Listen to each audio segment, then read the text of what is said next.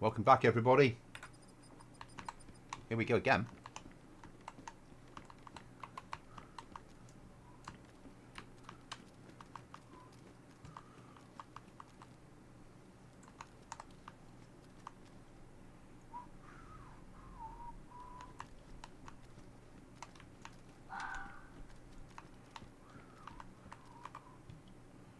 Right, a bit of organisation before we do anything.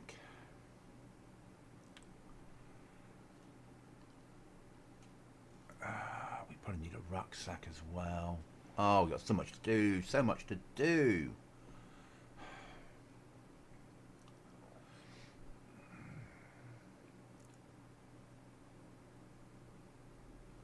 One bandage on us, water bottle. Well, we're going to need food.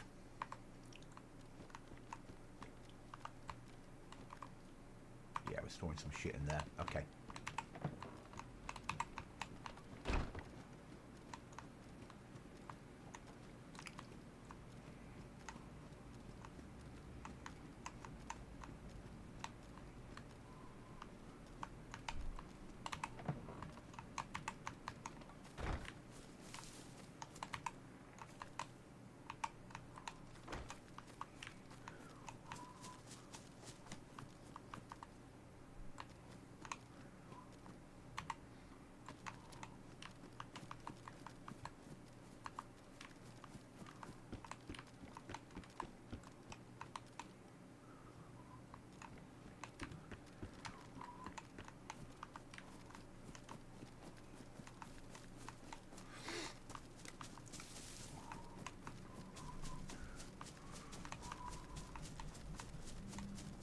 Because we always need food.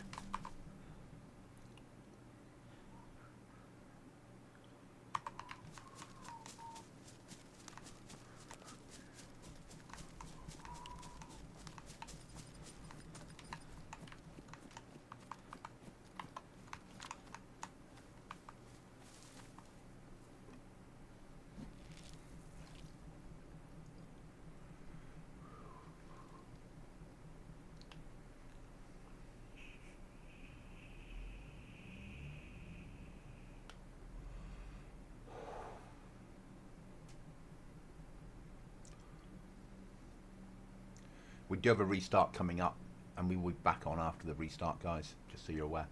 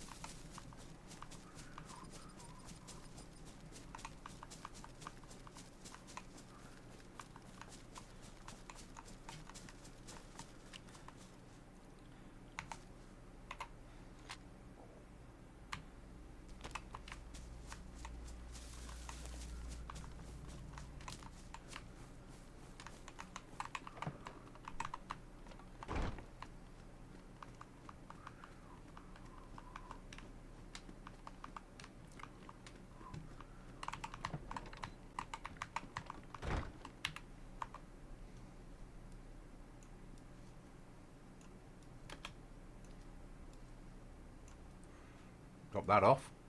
That's a good find. Right, we're not going to do anything now till after the restart, and then we'll cook, because I can't risk the server kicking out when we're in the process of the restart. That will get the fire lit. We'll need our special stick of cooking. So that's sorted. And then we probably need to do altar, which I've been putting off, but we need to go and get another key.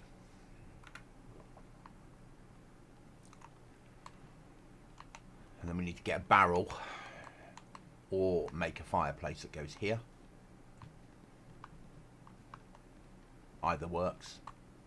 I don't know whether you'd actually be able to get the height. There's a good enough height there. We just put a normal fire in just for the moment.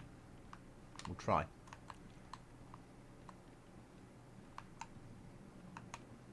So I want this to become cooking station, and then that to become storage with another door here, all blocked off. So that will then be 3 code locks. Probably put another door here and go upstairs to something else at the top for your 4th area, maybe your shooting area. But as I said, we've got a restart coming in 5 minutes, so we're just going to sit here.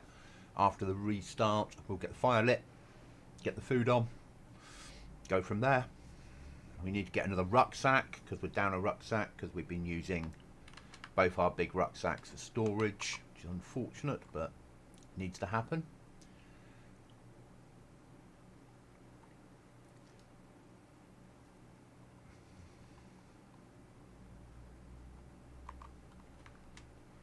We might swap our gun over for the close quarter version.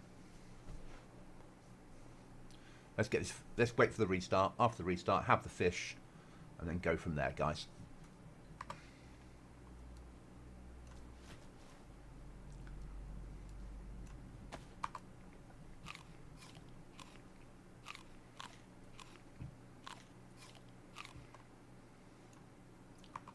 And we're cold.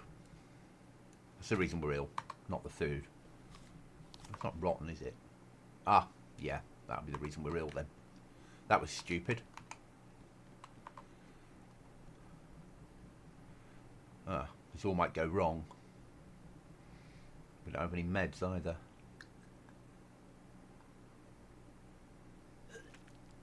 Yeah. Time to be sick. Bugger. Oh well. You live and you learn. But again, still waiting for restart before we do anything. Bloody thing. Eating rotten food. When will Goblin learn?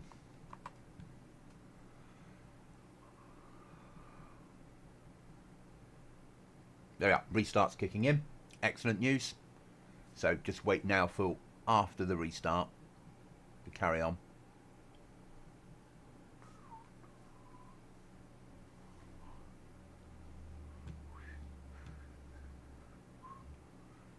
Hi there, welcome. 42. We're just waiting for the server restart. Then we're going to cook some fish, and then we're going to go and try and break into an area to get a key. Hi, monkey.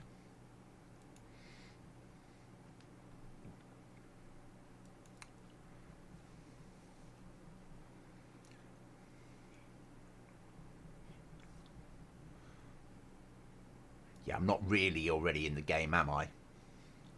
It's because you haven't shut down the server. Silly goblin.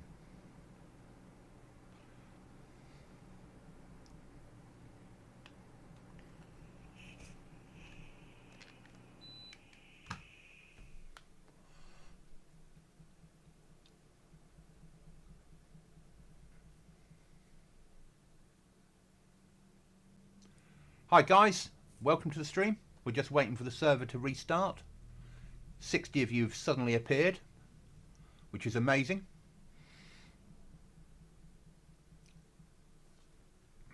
Just waiting for the server to come back up.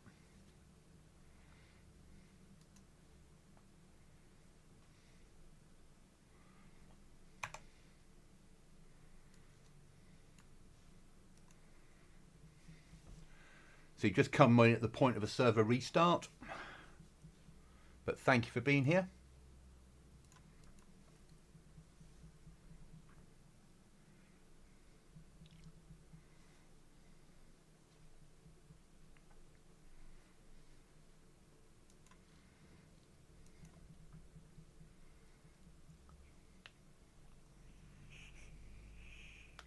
How's your day going? Well, having a chill one. I am. I'm on leave for another 2 weeks. It's Tuesday morning. I'm back to work in 13 days' time. So I'm chilling out with a bit of DayZ today. Not more than that. What about yourself? Server is currently locked. And I've just stupidly eaten a rotten plum, so it's about to go dreadfully wrong, because this is not the sort of server where meds are plentiful. So we might be taking our clothes off and dying somewhere, because trying to get meds is hard going. Big ups, thank you very much. And for the raid that's just come in, because I'm guessing it was a raid, thanks guys, welcome.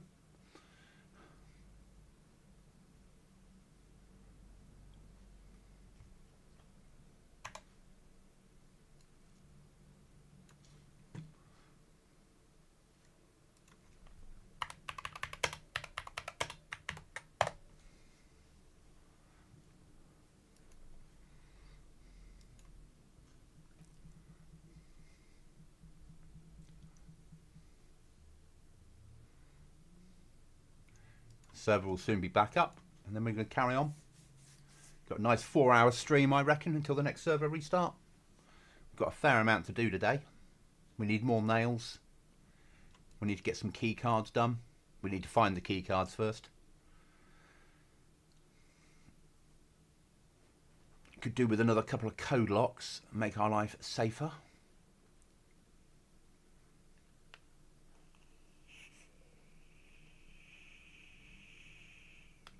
At the same time, we need a rucksack, because ours are being used for storage at the moment.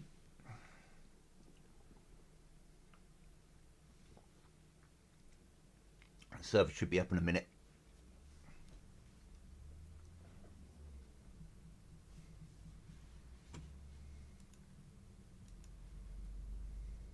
Yeah. There you are. We're connected.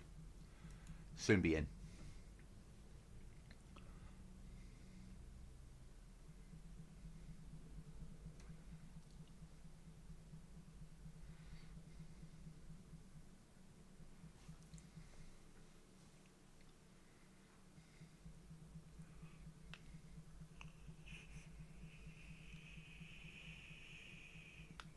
Loading in now, guys, and we shall continue. 10 AM UK. We'll be doing up to a 4-hour stream on this one.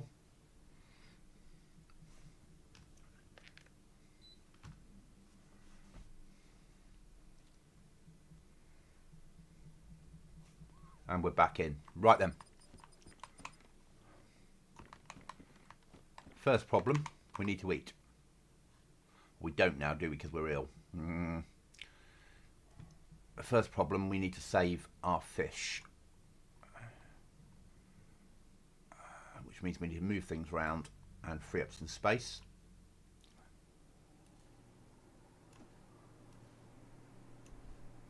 Because we don't have the meds to cure ourselves. Okay, so fish can go there. That can go there. That can go there.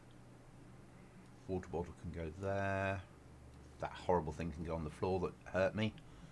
I've got nowhere to store the weapon. What weapon are we going to sacrifice? Shotgun goes. Save the Mosin. That's fine, because we know death's coming. Mosin ammo. Save that. That's not overly important, can all be replaced. Sharpened sticks, easy to replace, that's easy to replace. Map is not easy to replace, well they are, but that's important on here.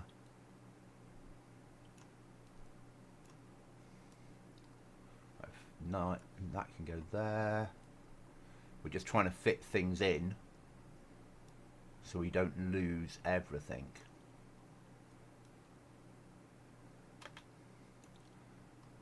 Lack of meds on this server, so because I've made a mistake with eating the food, I'm going to have to commit suicide, which obviously has an impact on gear.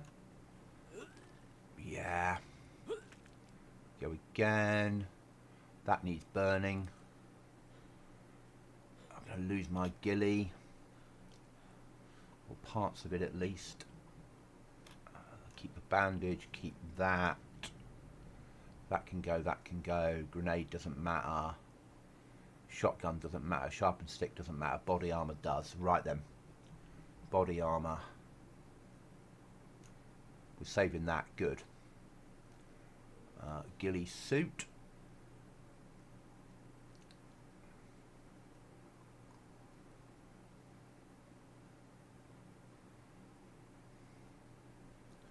It's not going to get saved. Hood will be will it need disinfecting now? That been ill? Maybe. Keep that on. Helmet. We need to save that because they're hard to get hold of.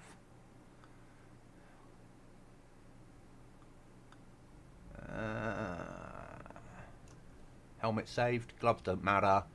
Head torch doesn't really matter, but if we've got a slot for it, we'll throw it in.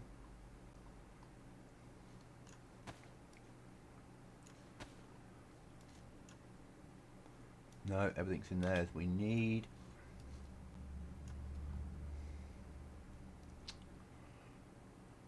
Okay.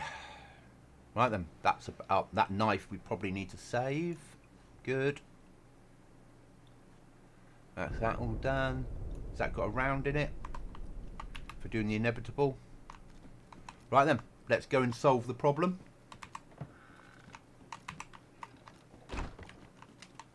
Oh, we're not ill anymore. Oh, after all that, we fought the illness off. Bloody game. After all that planning to die, we're fine. Right then, Mosin ammo. I do need to eat. Fish, because we're going to cook. Unfortunately, we have to cook in a dangerous place. My useful stick is there. Lighting kit is there. That bit and matches. Wherever the matches are hidden to. There. Right. Now, unfortunately, it won't let me cook here. So we have to cook in the most dangerous place on the castle. I will need the rest of the kit on me before I leave the house and then go, where's everything gone? Why aren't I carrying it with me? A water bottle. Water bottle there.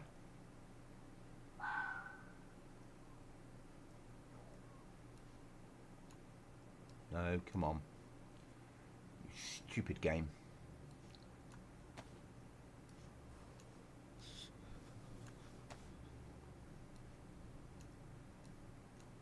It's better. That's that sorted. Bandage. Bandage there. Repair kit there. Swap that water bottle over. Would make sense. That's sorted. Spare kit there. We need spare rags on us when our bandages run out, if we've got them.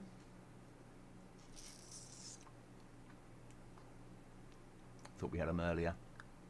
We're going to need the key once we finish doing what we're about to do, because we're about to go and try and attempt that key. We'll get bandages out in the ground, so that's not a massive issue. Okay, let's go and cook this food up and then go from there.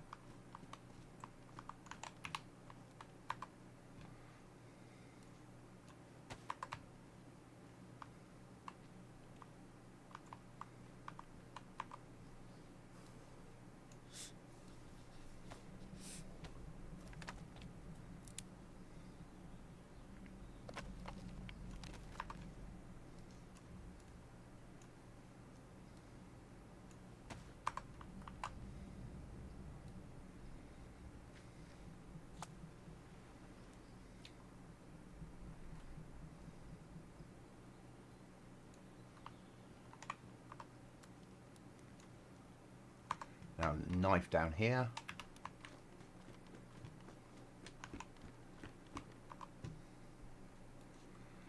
Knives are a problem for us at the moment, a lack of them. So, bandages there. Knife needs sharpening. If we've got a sharpening stone, we have still.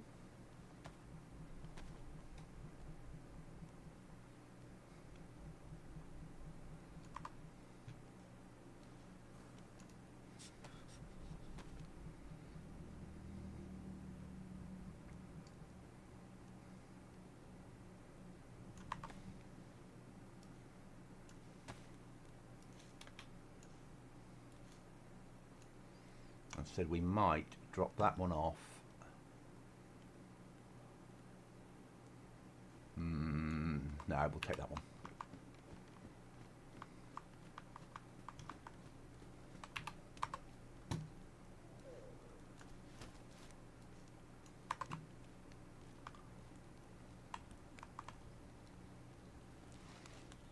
And we need to remember to put our body armour on before we leave.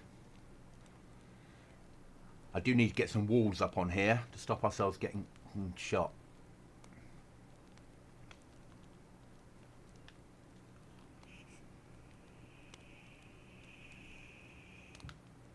Hope everyone's all right out there.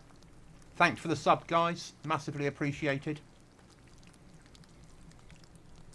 It's taken us up by 2 more subs on our route to 1,000.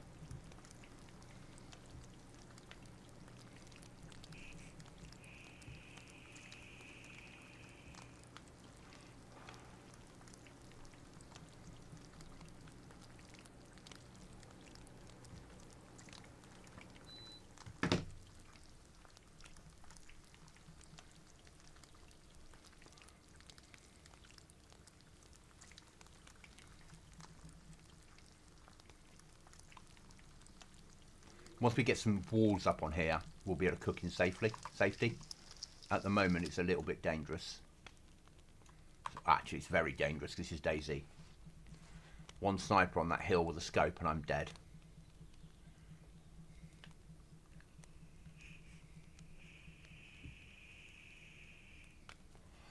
We'll be going up to altar. We've got a key for the place, so we're going to try and fight our way in.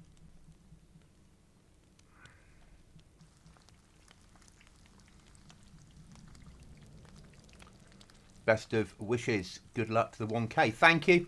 It's a grind, isn't it? It's just a massive grind. It took a long time to get to 500, and it's taken even longer to get from 500 to 682. The last year's been a massively long grind, but it's a hard game to grind. It's a hard game because there's so much competition and so much good competition. But you just keep going, don't you? That's all you can do. Airdrop is a long way away. We're never going to make it there. There's no vehicles on here apart from boats. It's not that sort of server. So it's a PvP base building server, but it's a hardcore variant of that. Solo and duos. Right, we need to drop that off because we don't need to take that with us. We need a helmet on. We need body up. We're on. I need to drop that off somewhere. There. Right, we've got a key with us, which we certainly need. We've got spare ammo. We know something's ruined. Trousers. Okay, that's fine. And up there, well, we don't have a rucksack. When we get up there, we will get out of it something useful. If we get in. Which will give us access to some food, some storage.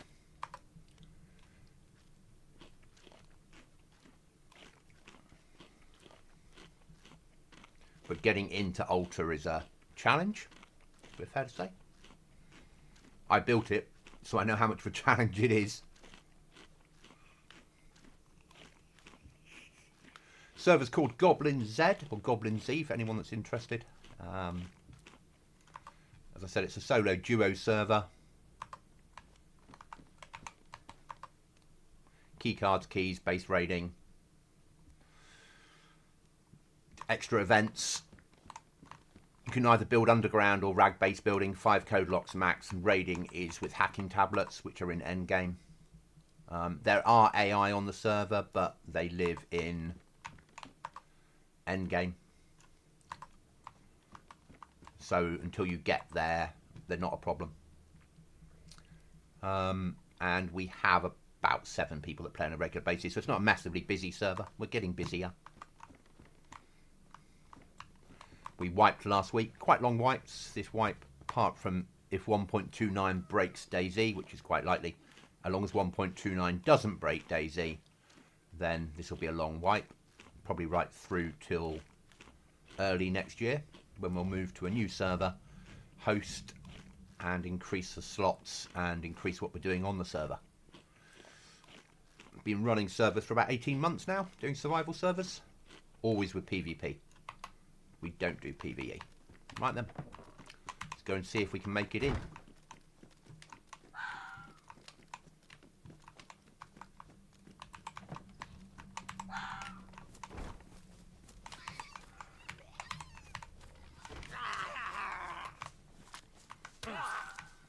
Already?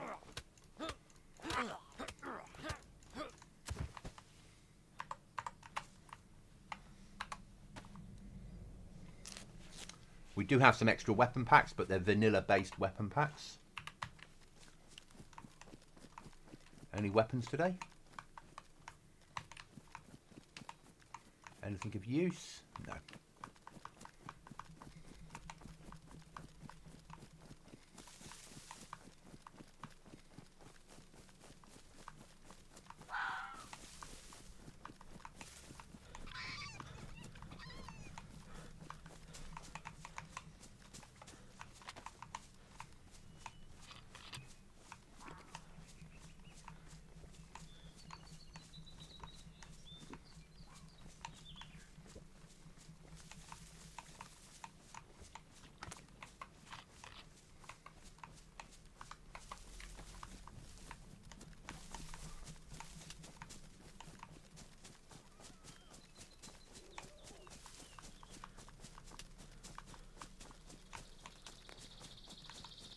Right, before we push for altar, because we're going to need extra bandages, let's get them ready to go.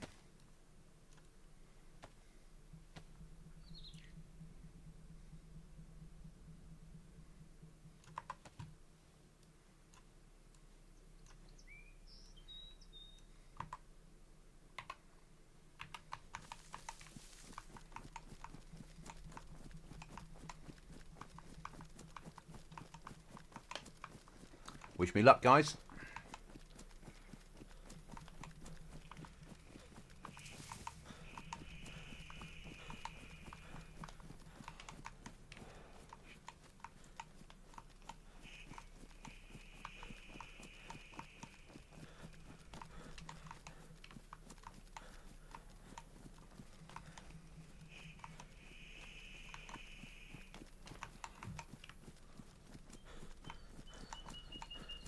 The only restrictions on building on this server are you can't build over keycard rooms.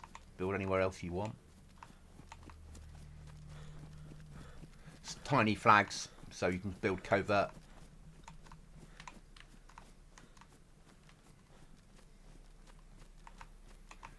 No infant stamina. You have to sleep. Food and water are a problem. So a few extra recipes. You need a map to be able to use a map, which is why we're not carrying a map with us at the moment. I've still got my map markers on that matter. That way if I get killed, I haven't lost my map.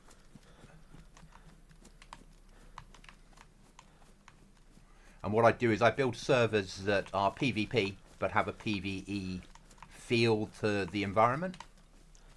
So the environment wants to kill you, but and players are allowed to. Is how I look at it. I channel players into kill zones, which is I'm about to run into. And because it's my own server, everything that we do on here is on stream, apart from when I'm in admin mode. That way people can see that I'm not taking advantage of admin. And I don't know where people's bases are.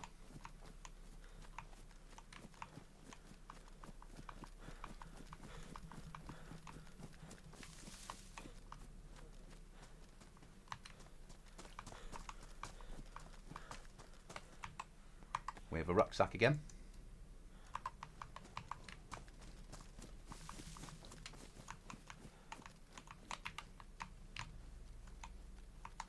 As you can see, they're zombies.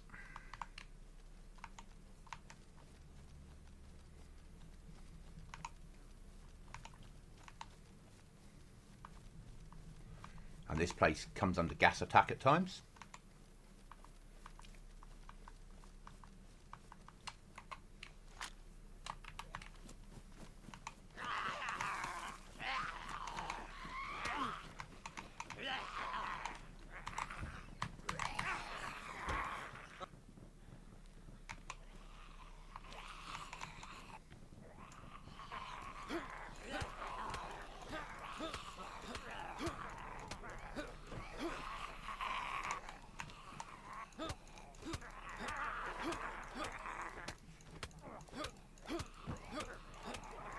Using the mouse method.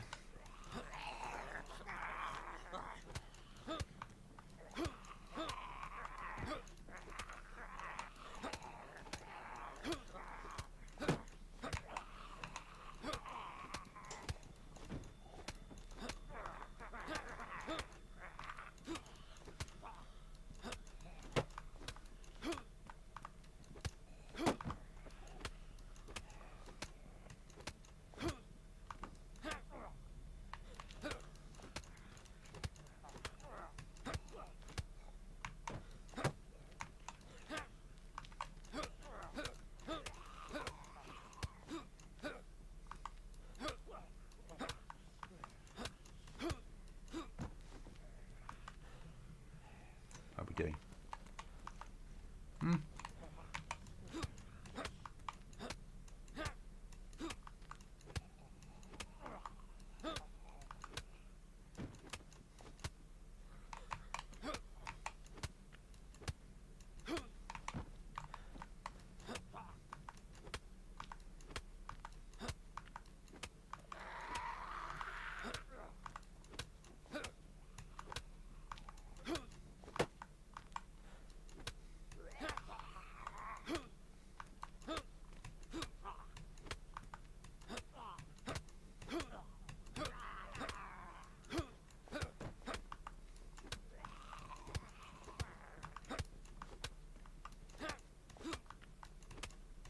You're taking a bitch to kill.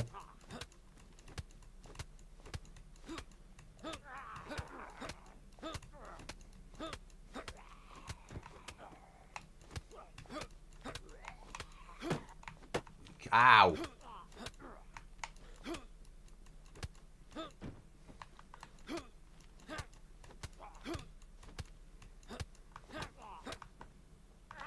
Fucking more of them. I blame the server owner.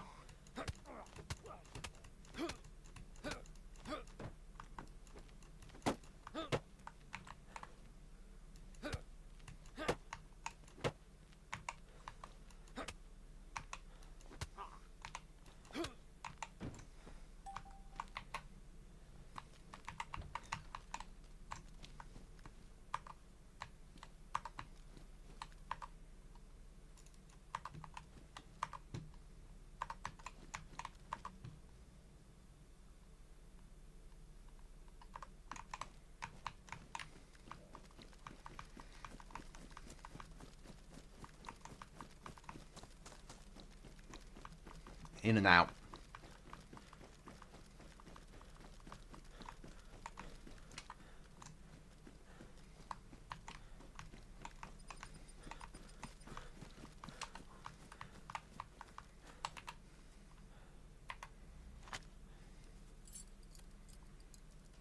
I say in and out, it takes 90 seconds.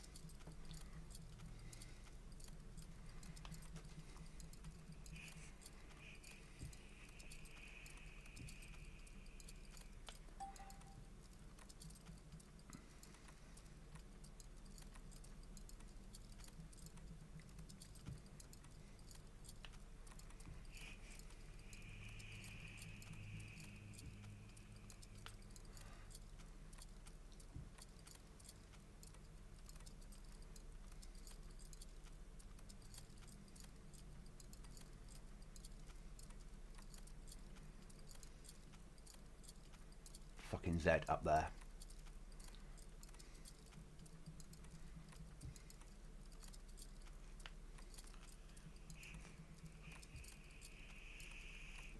These are low value loot crates because everyone spawns in with one of these keys to start with. Doesn't mean we don't need it though.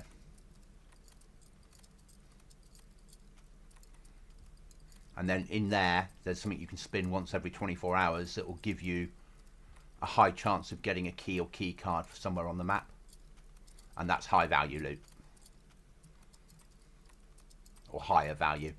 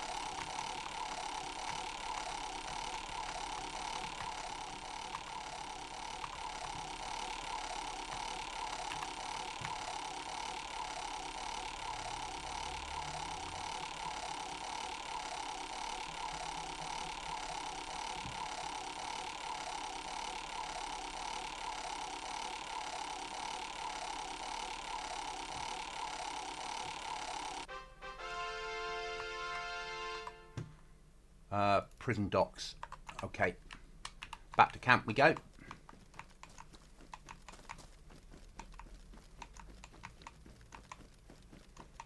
And drop off what we don't need. Zeds will be back. So I need to get ready for a run on here.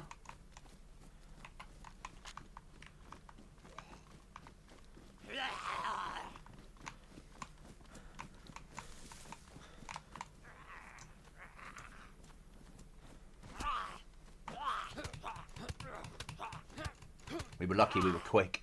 I thought the player up there.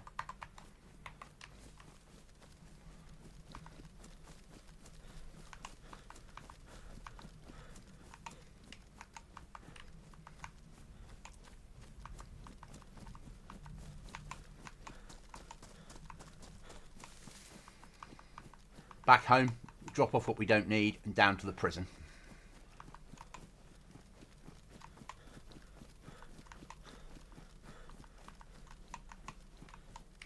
We need to sleep first as well because our sleep's low.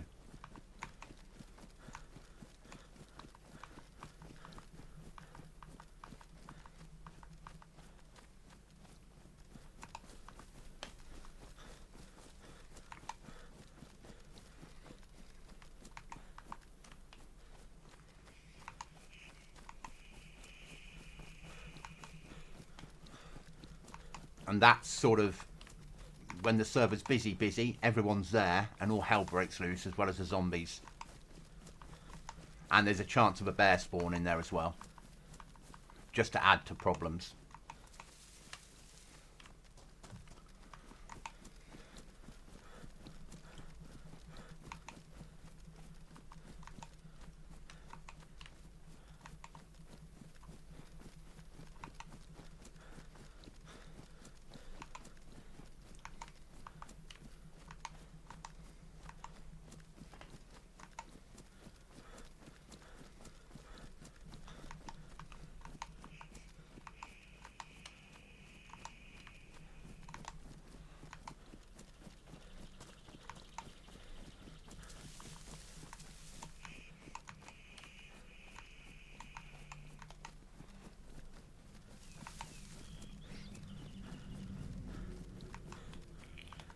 Thanks for the sub.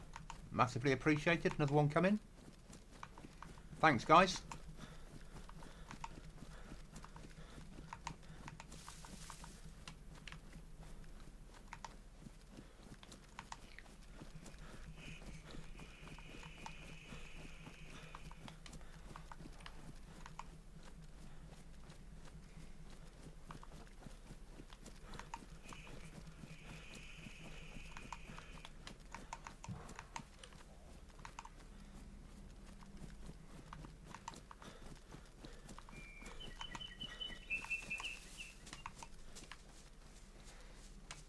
stamina. I blame the server owner once again.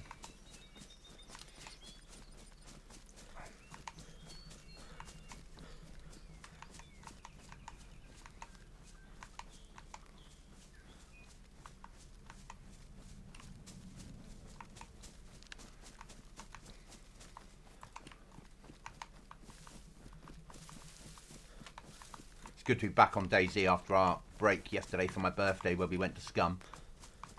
As much as I love Scum, I miss DayZ when I'm not here.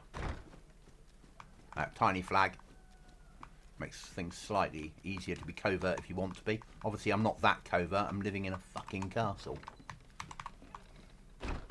Right then, let's work out what we're dropping off, what we're taking.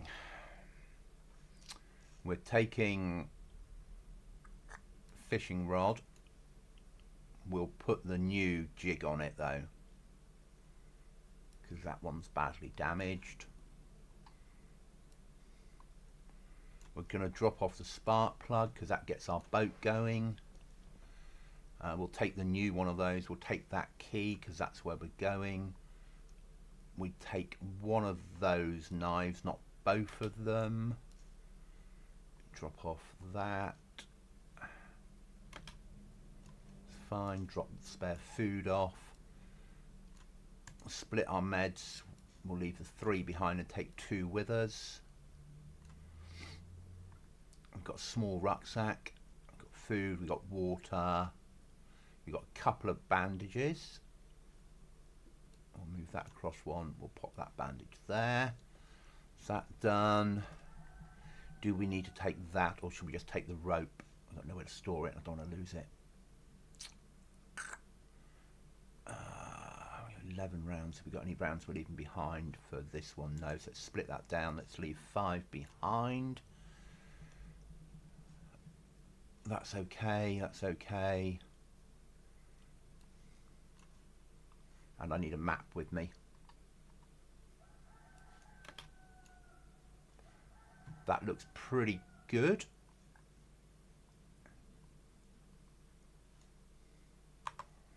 Okay, so before we do anything, our character does need to sleep. Because we've got a long run ahead of us. And we don't want to run out with sleep out on the ground.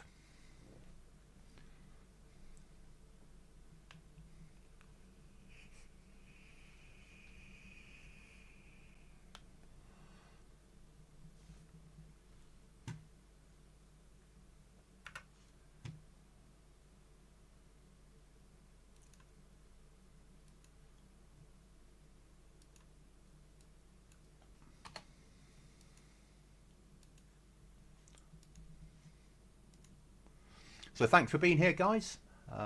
It's always nice to have company, and nice to have more company than I've had for a while. Massively, massively appreciated. The joy of streaming daytimes. I love being on leave and being able to get daytime streams in.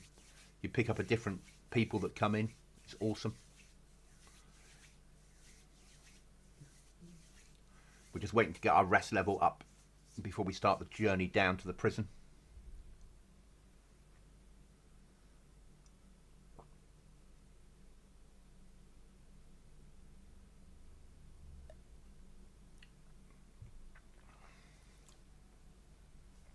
We actually don't need both knives with us. If we're taking the Swiss Army knife down, we can leave the other knife behind. Which is nice. We might come back via Mishkino and see if we can get some better gear.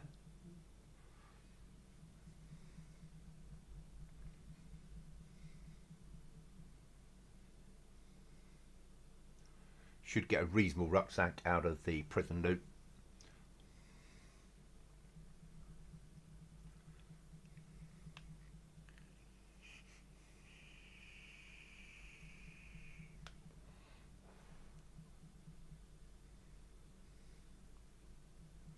That's not bad. We got daytime, we were cold, we got a reasonable sleep on that one.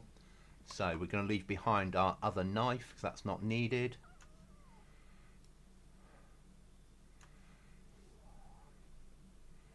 Full water bottle.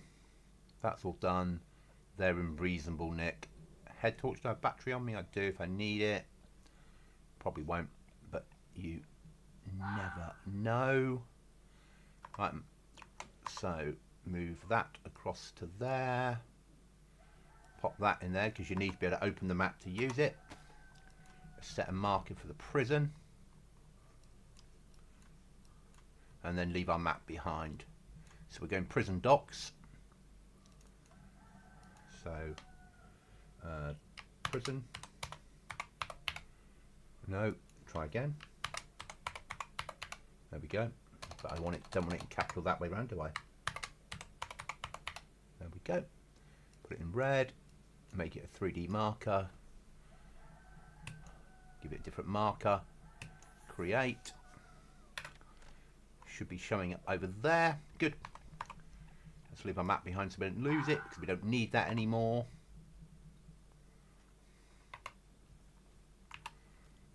We should have everything we need for the trip. Food, water, emergency food catching, rucksack for a bit of loot, spare bandages. We need to replace our trousers at some point, but that's life. We knew that anyway. Let's do it.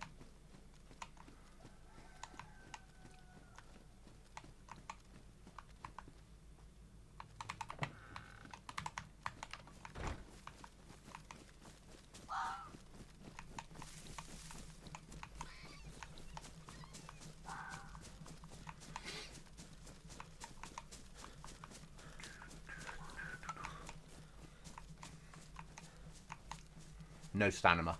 The story of my life.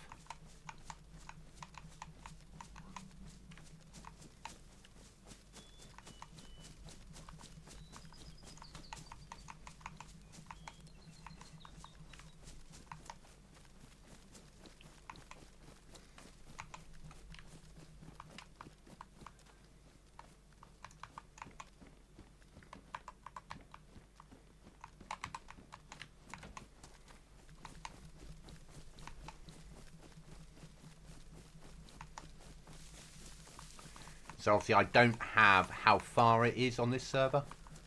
You can set a marker and that's it. So it's quality of life. You can set markers. If you've got a map, you can open it up and use it. But it doesn't give away too much. If you're in a duo team, you need to meet up to add each other to the team. So no inviting from all over the map. No allies allowed. Solo players still have to be able to fight duos, so there's a little bit of risk, but not massively more. We've got a couple of duos that run on the server, but mostly solo players.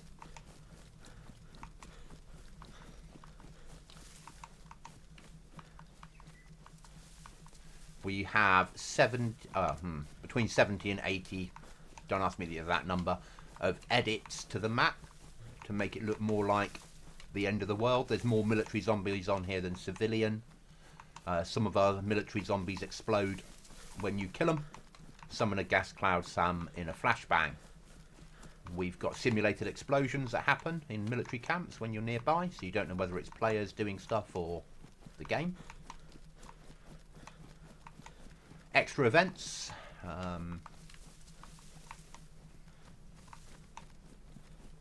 Quite an active little Discord that goes with it. Been running the server now for 18 months in various forms. So we've settled now on Chernarus and we're going to stay with Chernarus and stay with this edit. The only difference will be in winter I'll add the late fall, early, so late autumn or late fall, early winter to it. No rain, still wind, but no rain on the server because it's summer. Longer grass, so it's a bit overgrown. Lack of weapons, and ammo and everything else that you need, but there are an added vanilla pack of weapons, so there's some better quality weapons out there. but they fit in with vanilla. So there's no one-tappers. If you've got armour and a helmet on and reasonable clothing, then you won't get one-tapped. Obviously, if you're a freshie and you've got no armour on, you will get one-tapped. But in that case, you could get one-tapped with a bloody 2-2 if somebody shoots you in the back of the head at close range.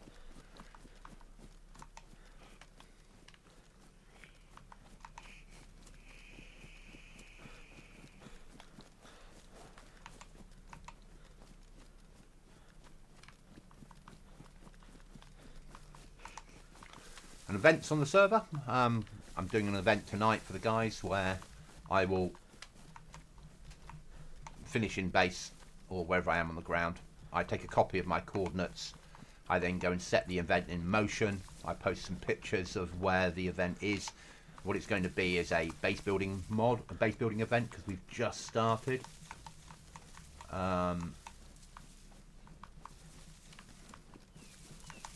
I just need to go firm. It looks like there's a mod update.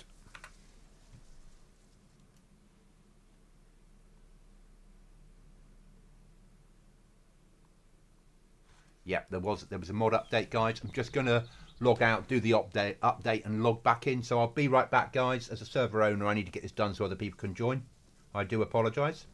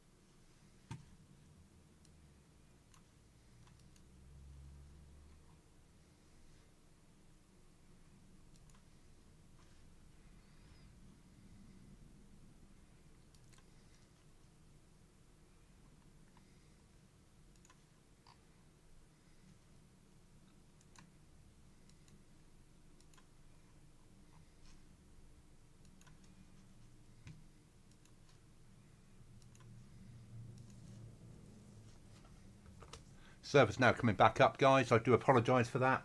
There was a mod updated that needed deploying, and as you know, if you play DayZ, when there's a server update, if it's not deployed, no one else can come onto the server. So because I'm home, I like to deploy it straight away to give people that otherwise other guys that want to play the server a chance to come on. So just wait for the server to refresh and get back up, and then I'll come back in. Just waiting for the refresh now. Okay, let's go back.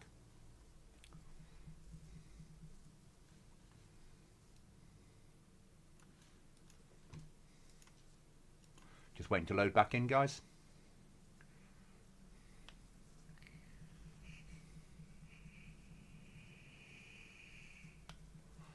then we shall continue our adventure.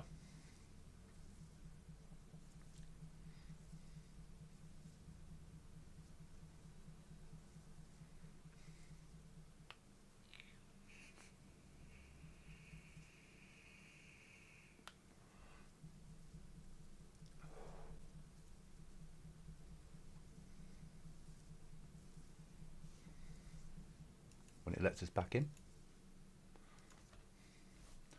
Wait for it. Should we get an error? Will we get an error? It is DayZ. The high probability of an error on loading.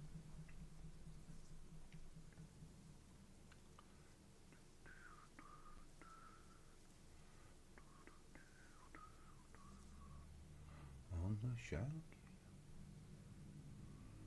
There we are. We're in. Where were we? Bit of a rollback. Bit of a rollback. Okay, that's life.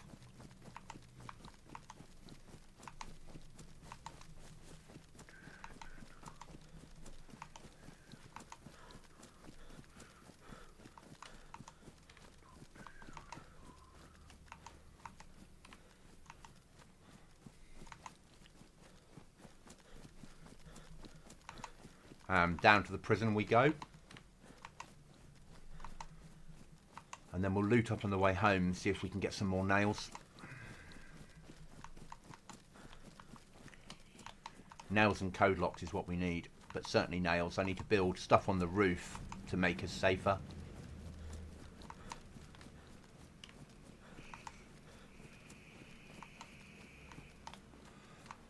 I need a pickaxe. Is that Starry? Yeah, it's Starry. Or Nova. Novi. Starry. The one that's got the military camp attached to it. That's the one.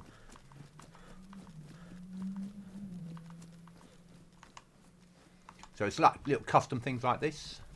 And full custom areas. As part of the edit to the map.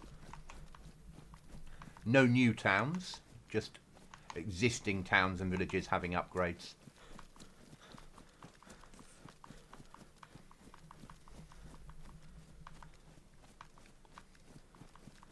And obviously we're streaming in glorious 4K, guys.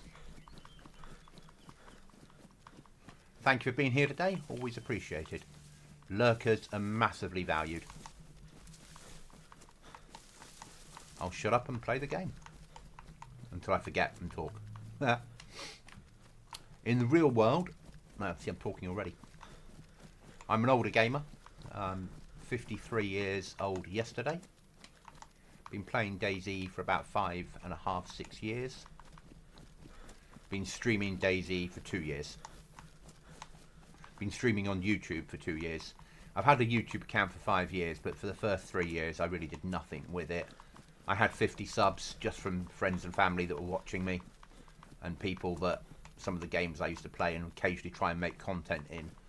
And then I came across to YouTube from Kick, and prior to Kick I was on Twitch. And I came here because I could do 4K content. And I came here for the rebranding to DayZ with 4K content.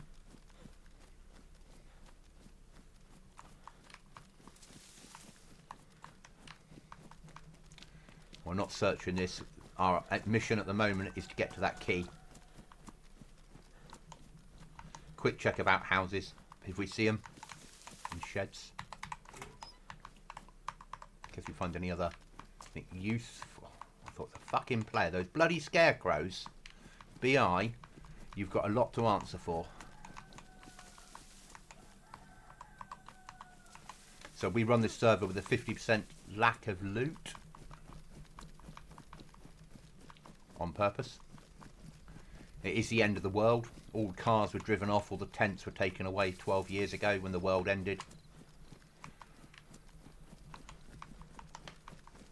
There's more military zombies than civilian, because the military was sent in to airlift everybody out and then they were taken as well. And you are a lone survivor, or duos of survivors that are trying to live out the best life you can in Chernarus. We're certainly not roleplay. Kill on sight is encouraged. Though the other day, rather than shoot somebody, I robbed them. So you're allowed to have some creative license within it.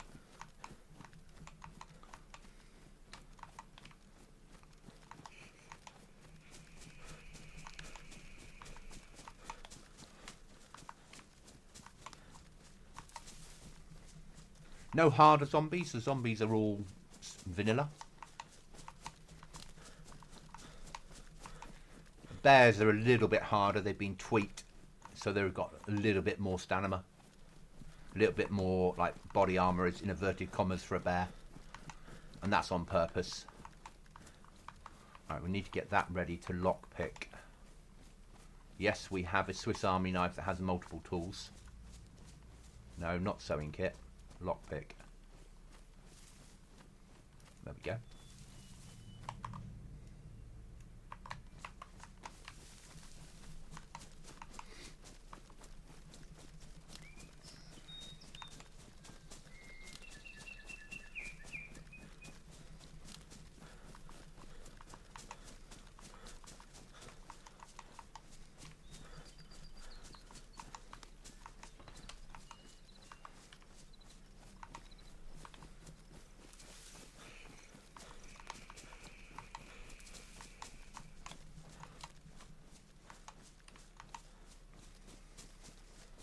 Have as many bases as you like, but only 5 code locks per base. Raiding is via a hacking tablet and military batteries.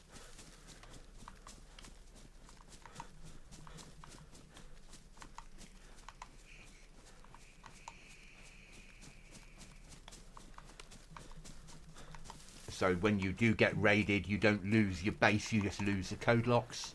No trader. So you're really unsecure until you can find a way of securing yourself again. Which is quite... It's nice because you don't have to rebuild a base that you spent time and effort building. It's not nice because you need to find code locks. And during that time, you'll get hit and hit and hit. So my strong suggestion is people build 2 bases at least. Their main, 5 code locks. And then an underground base hidden away somewhere that they don't extend, that they put some barrels in and they have emergency loot in that. And if something goes wrong, they can go to their underground base, open a barrel, grab 5 code locks, go home and relock their main base up. But players play it how they want to play it.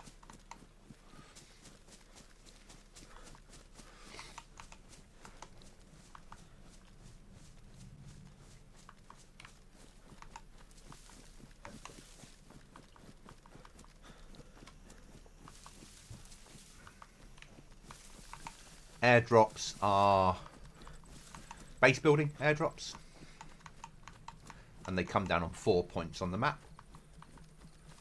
with added zombies to make it a little bit more of a risk, because it's all about risk versus reward.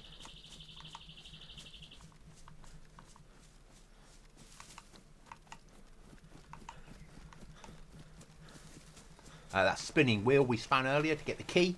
You can spin that once every 24 hours. Now, if you die, the 24 hours doesn't reset. So I span it this morning. It'll be tomorrow morning at about 10 AM when I can spin it again, or 10:15. Even if I die multiple times between now and then. So it's not OP. You'll always get a key, well, not always. You'll normally get a key from it. The top prize is a code lock and a box of nails, and if that happens, the whole server's told that you've won it and where you are. Risk versus reward again. But if you get a key, you get a key, and that will send you off on a mission. Some keys also will have written on the key. So on this key, it just says the docks at the prison. If the key said secure docks at the prison, you'd also need a punch card to get through a secure door, and that is better quality loot. So anything that's behind a bunker door and needs a punch card as well as a key is better loot than just a standard key, just a key on its own. All the keys can also be found in the world if you search for them, but there's not a lot of them, and obviously you can kill players and take their keys.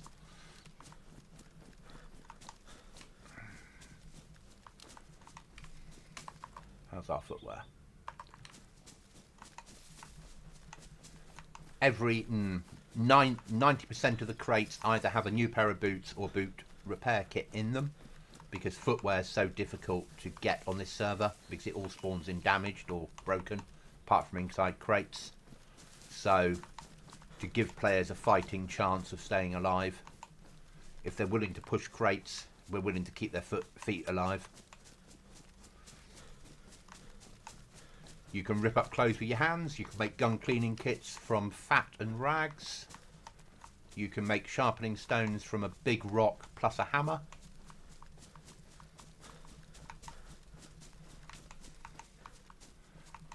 Lack of food on the server, but increased animals to offset that. Fishing is your friend. When you first spawn in, you've got about an hour to fish and drink or you'll be dead. And you spawn in with stuff to help you do that, but it's still a bit of a challenge. Spawns are all over the map, so we don't have the standard spawns.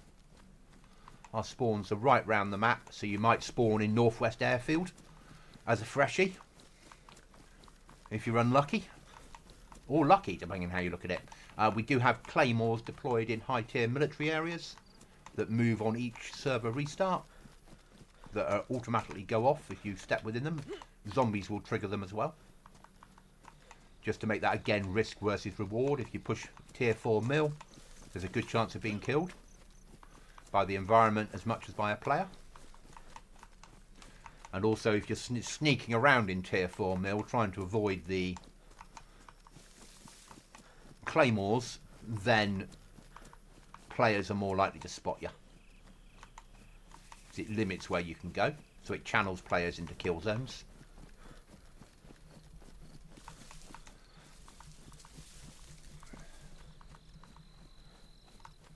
No pressing M to get the map. You need to have a map in your hand. If you want a map on the server, our priests all carry map as droppable loot. So if you kill a priest, you'll get a map. And if you kill a policeman or a prisoner, you'll have a 10% chance of getting a map.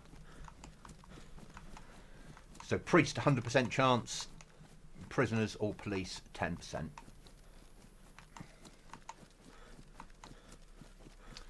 NBC zombies have a percentage chance of dropping a punch card, but also they have a high percentage chance of blowing up in a cloud of gas when you kill them, thus causing you problems. So you want to execute them at range and wait for the gas to pass and then move in. But if you're executing at range, you're making a noise, risk versus reward, others might hear, zombies might come to visit.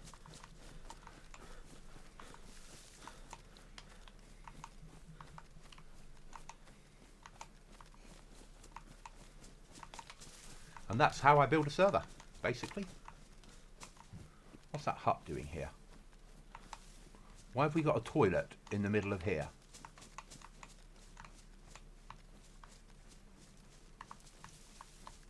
Oh, this is the old witches.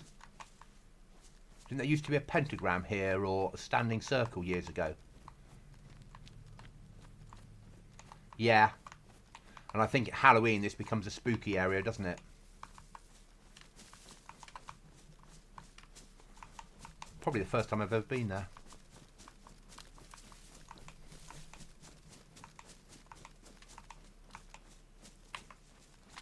Right, we need... Let's retract that.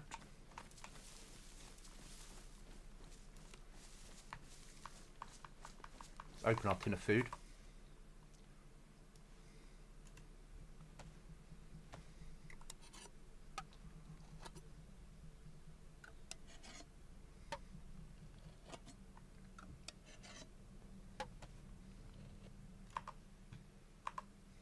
Retract that. Lockpick. Back into there.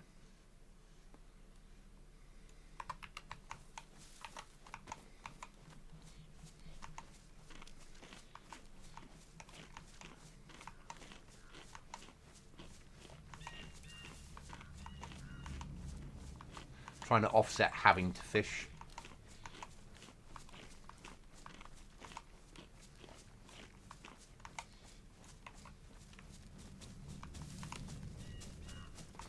Can't be that far from the coast, can we, guys? Yeah, just over the next couple of hills, isn't it?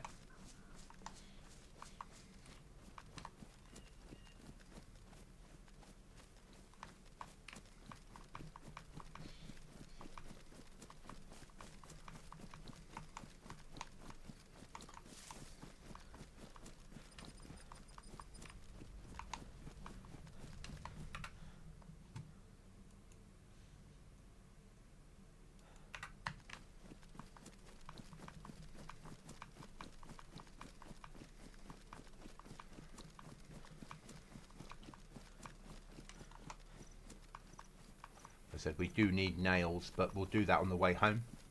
Let's go get this crate done first.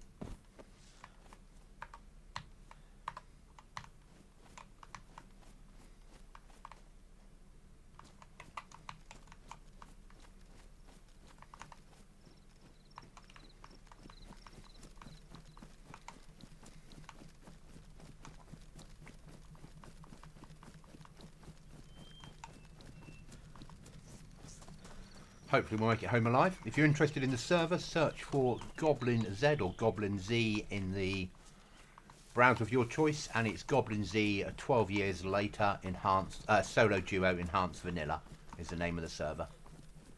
Or details coming up on the screen now. If it doesn't fail.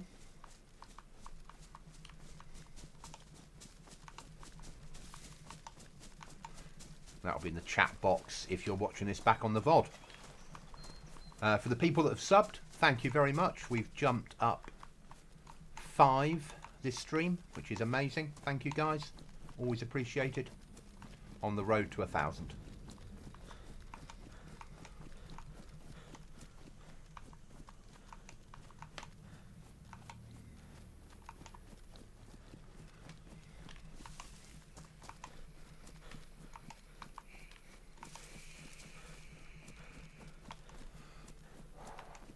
I'm reluctant to drink water unless we have to.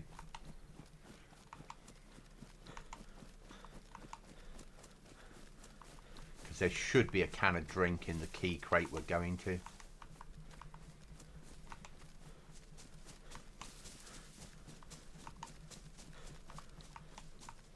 And obviously we're playing in 4K, which is why it looks so glorious in DayZ. I'm running this on a 4070 Super Ti with 64 gigs of RAM on a Ryzen 79, whatever it was, 50 X3D. Was that the one? Whichever one everyone said to buy last year.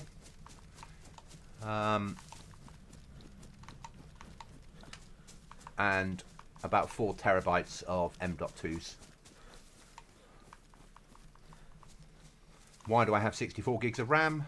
Because I'm also designing a map and I use it for other applications that need RAM. Why do I have a 4070 Super Ti? Because I was very lucky and got one at base price and had somebody offer me £400 for my 3080. So actually, well, £350 for my 3080.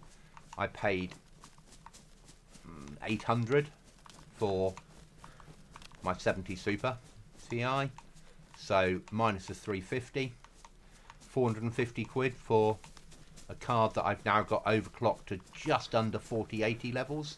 I think is a bloody good price. Will I go to a 50 series card? No, certainly not. Don't need it. Will I go to a 60 series? More than likely not either, because I really just play DayZ. DayZ's my most intense game. I was playing Scum last night, which I really enjoy. But I think we might long term have a Scum server as well as a DayZ server. Long term.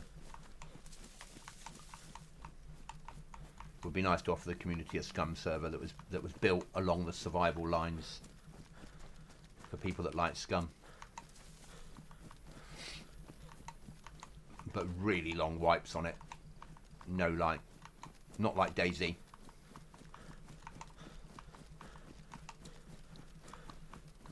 And like what we do here, 30 slot survival server, teams allowed, solo allowed.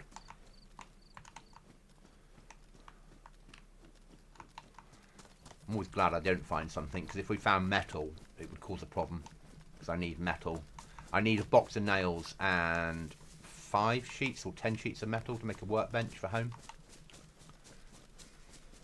Which then allows me to store my tools away from storage, which makes life easier. We didn't bring any purification tablets with us, did we? Unfortunately. No.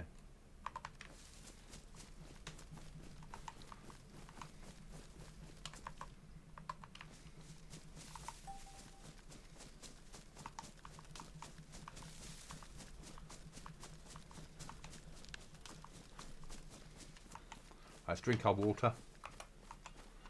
We don't have a lot of choice now. Better now than later.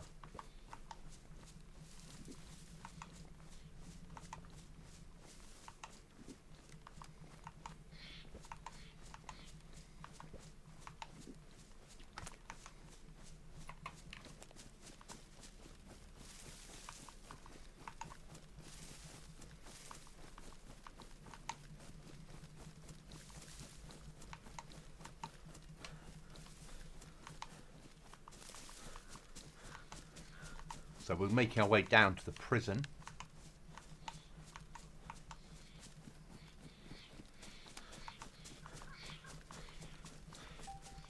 Hi, John.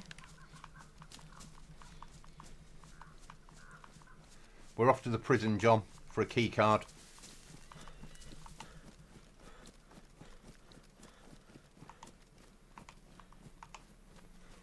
I've forgotten how long a run this was.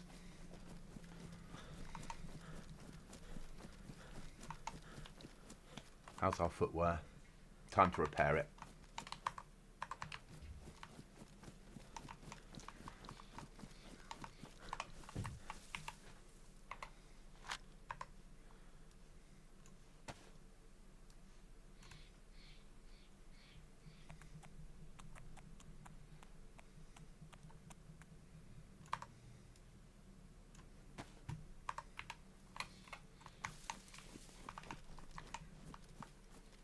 Yes, I did, John.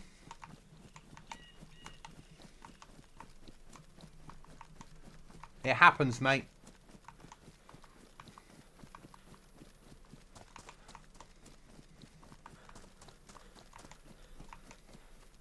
It happens. Yeah. It's DayZ. You're meant to die. The loot doesn't belong to you. Death teaches you to be a better player. Though it is frustrating when it happens. I get that.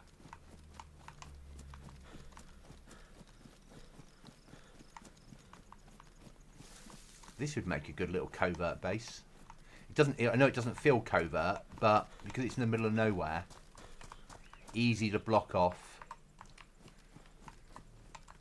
And if you too far to walk, Goblin, don't worry about it. Leave it. Forget it. It's not really there.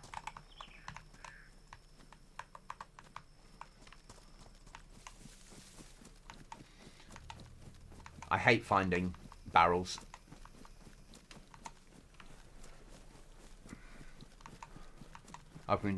After being KO'd, I thought, wow, still alive, turned round and heard nothing, dead. Yeah, happens. Yeah, the other day, Wrestler thought he had killed me. The fact that I got up and run off, because he came back to look for my body and I wasn't there.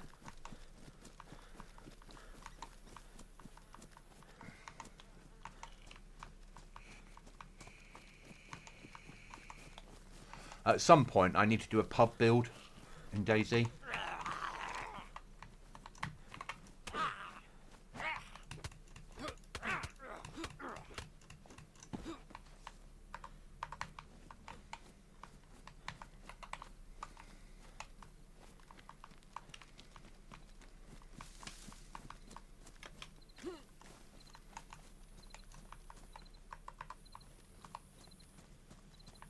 Someone woke up the AI yesterday, looking through the files.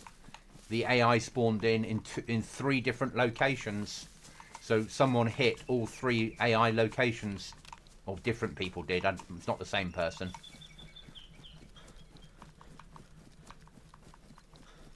Yeah, but you see, you might find the next life you die in 10 minutes. Do you know what I mean?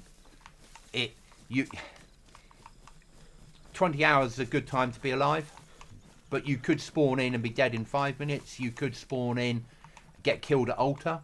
You could go there when lots of other people go there. You might go and open a key card room as someone's just opened it and they're leaving and they kill you. And you could have all your stuff on you. You could be opening the door of your house when somebody shoots you. And if you've only got 1 code lock, they're in. That's DayZ, isn't it? They're all possibilities. Love the view in 4K with maximum draw distance. Amazing. Right, time to push out to the island. Now 10 seconds as our F11 as puppies wanted to play. You're lucky I haven't put the punishment in. I haven't put it on, but I was going to put on a thing that if you F11 from spawn within the first 5 minutes, it wouldn't let you log in for half an hour. Or it would put you in prison. Because people otherwise will F11 around the map till they get the spawn they want. And that's what we don't want. But we didn't put that mod on, so you are lucky. One of the reasons for not having map markers or not having a map out of the... by moving them spawn points and not having a map until you get one is so players don't automatically know where they are. The puppy thing is just life, mate.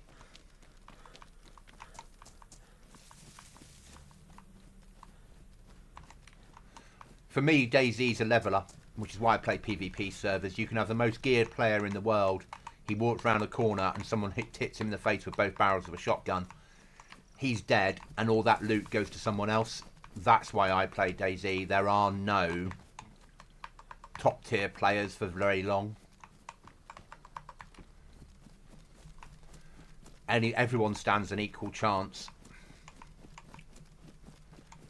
And to get good loot, you need to move up the map or move into the high loot areas, which gives freshies a chance. More so with 1.29 when they're redoing the whole economy. And we need to stay dry for as long as possible.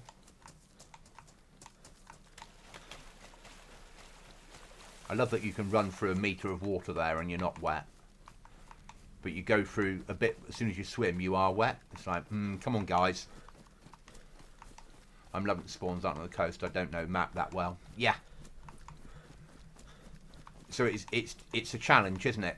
It's a different type of challenge.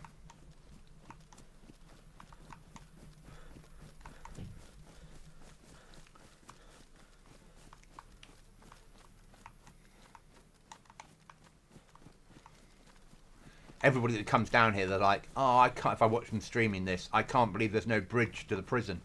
No. There's no bridge to the prison. Come here at low tide, you have to do 1 swim. Come here at high tide, you have to do lots of swims. Now you can do this at low tide without swimming this bit.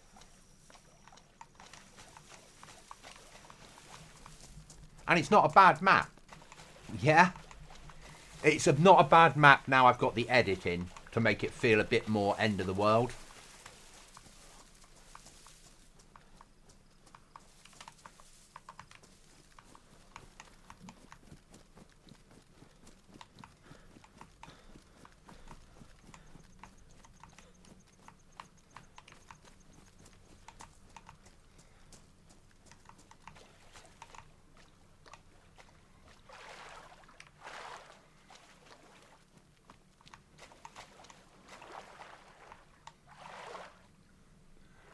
I love Chernarus as a map, but it needed what we've done here to make it feel a bit more world-endy.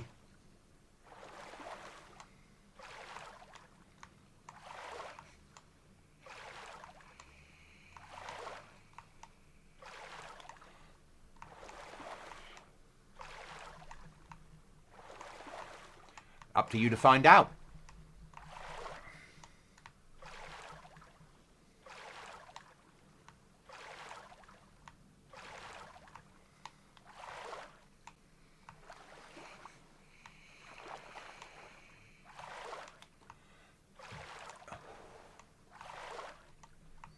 I'm not going to tell you things like that. Yeah. What I will tell you is there's only 3 locations on the map that have AI.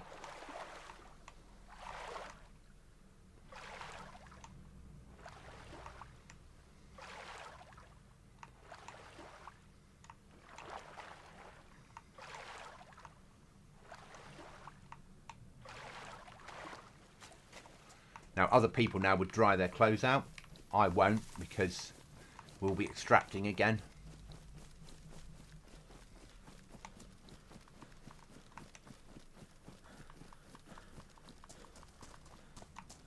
And we can worry about drying clothes and having a fire when it comes to extraction time.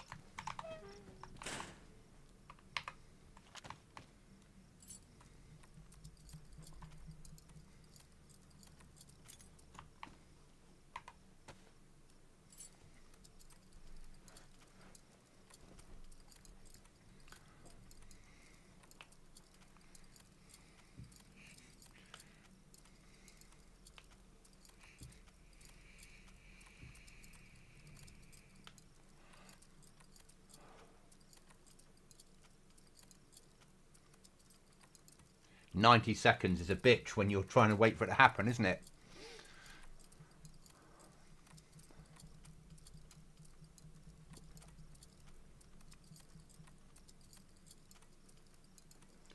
Everyone hates this 90 seconds thing, though Mark said it's the best thing I've ever put on a server.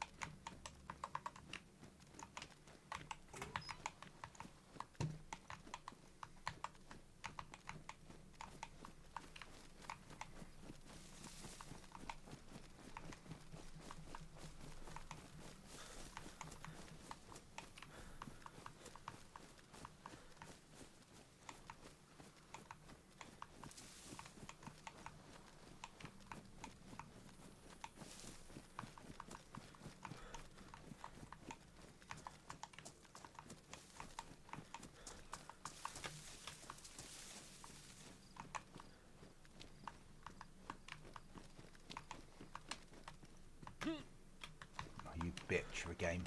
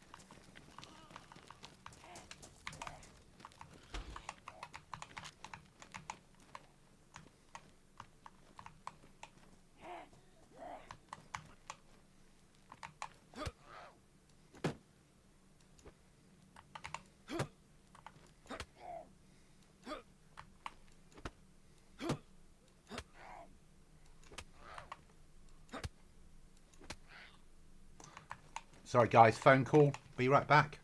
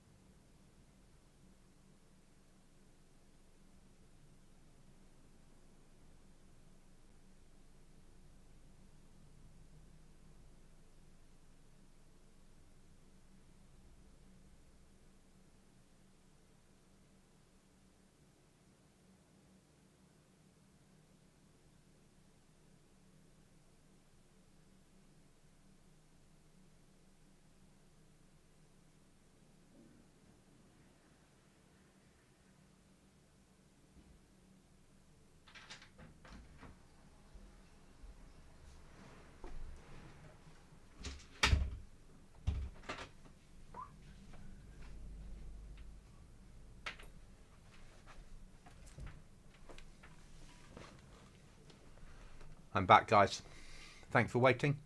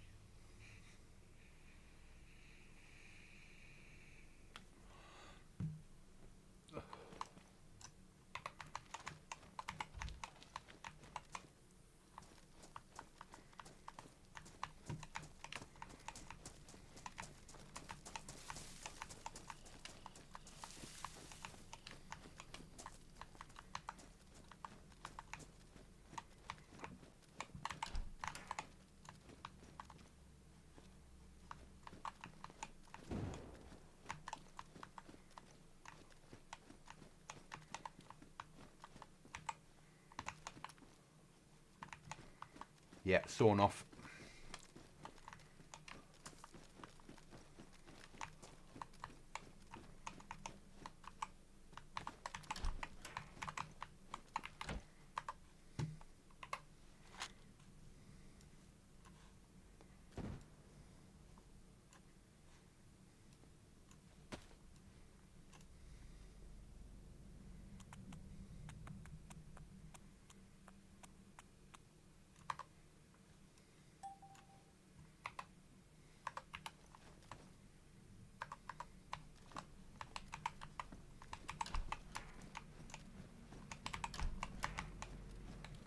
Could really do with a set of pouches for this vest.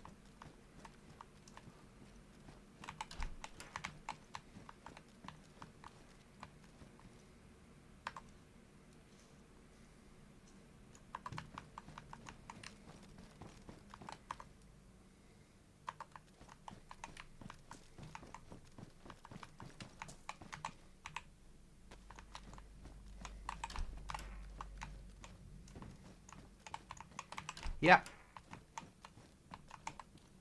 We've got more stuff like that because last time there was too many people dying to foot injuries on the last wipe. So balance again, John. It's about balance.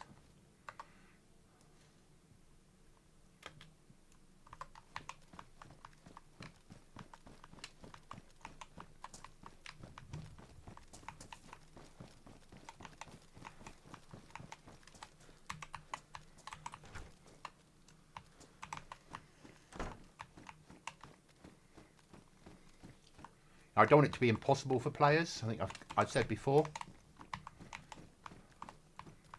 Has to be a challenge, but not impossible. If it's impossible, we'll have nobody play it.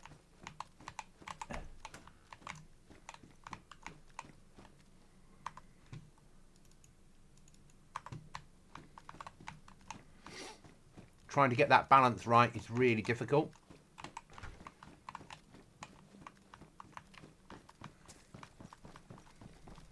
Yeah. But they might never do again. Yeah.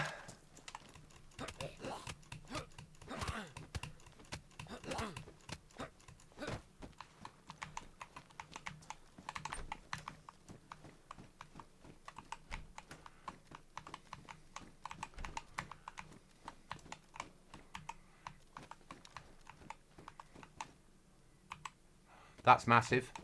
And 3 pairs of boots out of here. That's really good.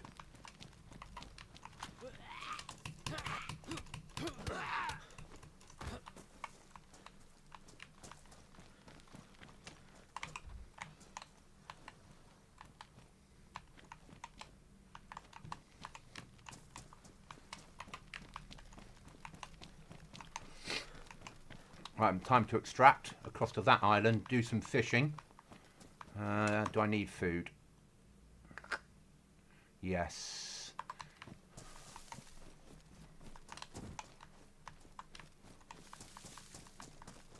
John, I wouldn't be telling players that, you know. I choose to do it, but if you say that in stream, players now know how many code lock, you know, how many military batteries they need to raid you. Yeah? So choosing to tell people how easy it is to raid you when there's 42 people watching a server is probably not the cleverest of things to do. Does that make sense?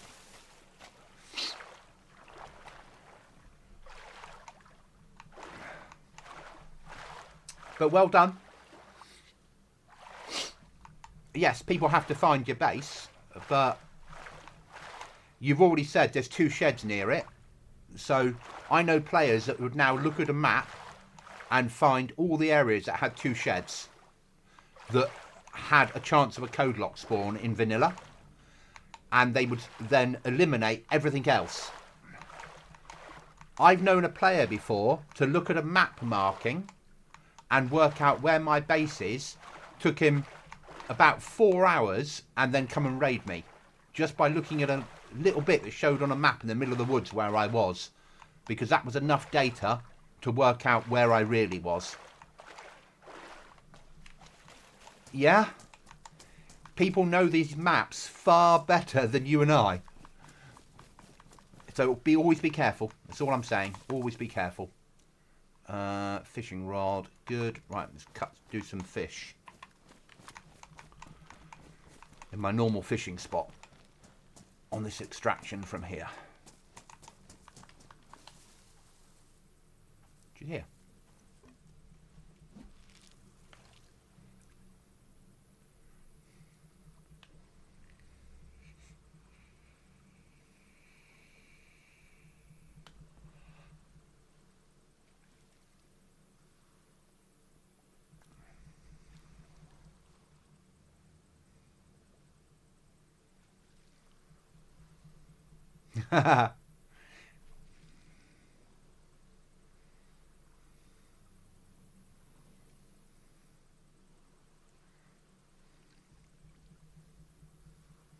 You'll learn it.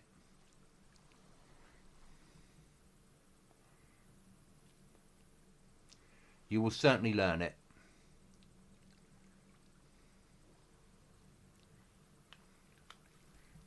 It's a beautiful map once you do.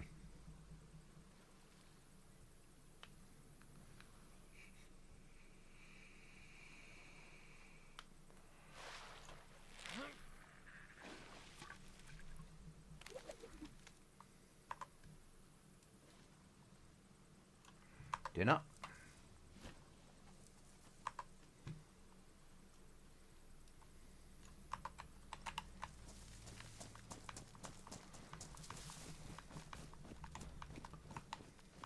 It is a beautiful map. There is no two ways about it.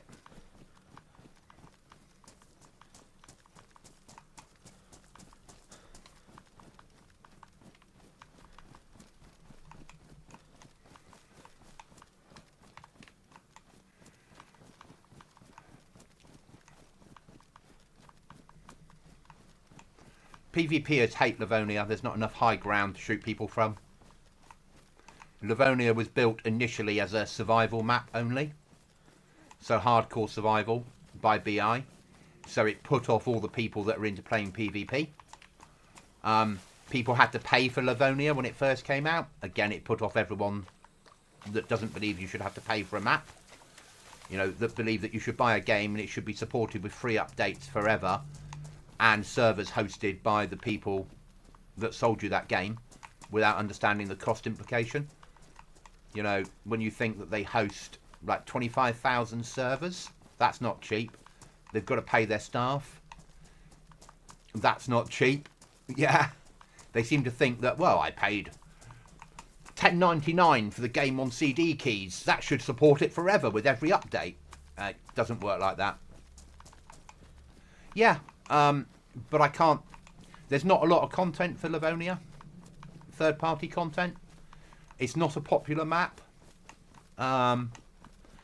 We don't get vast areas of sea to play with. I only have me to run the server. When I asked 8 months ago, would anyone like to help? Nobody came forward. Yeah. Oh, I put a shout out saying I need mods, I want people to help, and everyone just ignored it. So I have to work on the fact that nobody wants to help do the server. That's fine. I now need to find server maps to play and build servers on that I can do solo. Yeah.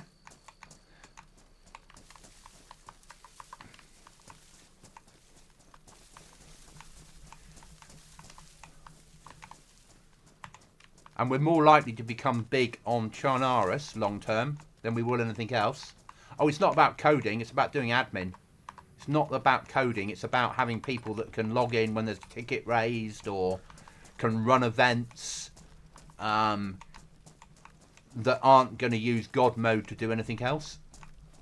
You know, having people that are willing to do all that side. That's what you need. It's not about the coding side, it's about the keeping the server. I get hardly any tickets raised on here. On Livonia, I was getting two to three tickets a day raised. So I spent most of my time on the Livonia build answering tickets and trying to solve problems, and I did gaming or streaming. And that's not why I run a server.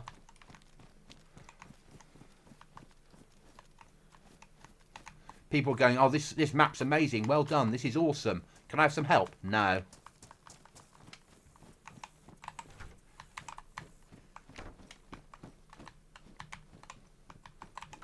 And I get that. You know, people want a game, they don't want to help. But every ticket that's opened, right, is something that is time that I'm trying to grow my channel that I can't.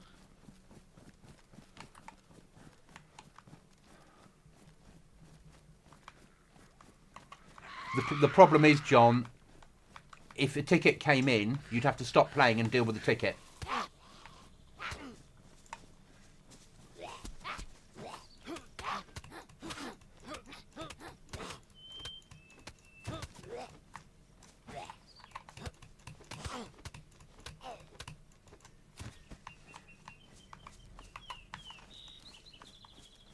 And that's the issue, is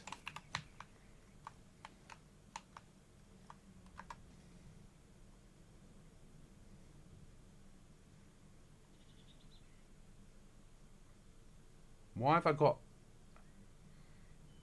2 full water bottles? Oh, there's a third. Okay.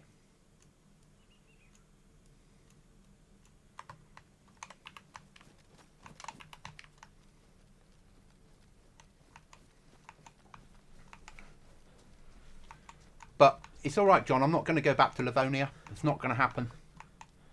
I'm going to stay on this map now. I don't get the ticket. We don't get the tickets. I don't need the help now. I just wish people would understand when I say things like I'm not going to be available for the next few hours because I'm doing stuff, that they didn't then try and approach me by other ways. That really pisses me off.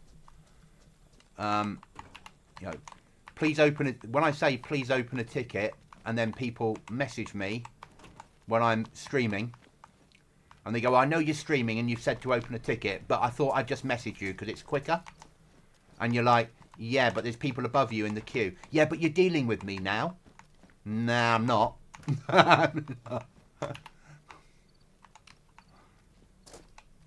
Yeah.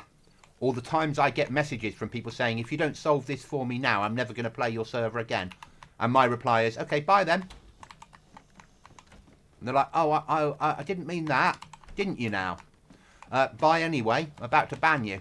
How dare you threaten the owner? Yeah. You know, I don't put this on for fun. But I love it. This is my favourite ever build. This is awesome.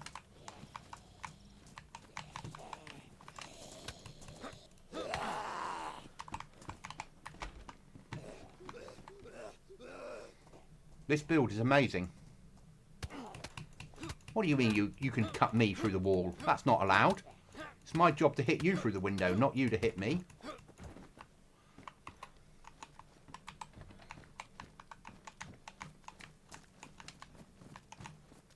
No, mate, that's all right. It happens. I was sat there, I hadn't thought you'd done that, and I was working through all possible options. And it's told me that I need to reword the FAQs about base building to explain that better. But I need to spend, when I'm not streaming, next time I die, rather than stream, I need to record some content about how to build a base, how to put up a flag, how to do an underground base, how to add yourself to a flag, how to do all that sort of shit as little videos, and link the videos, because people aren't always reading the rules and the instructions.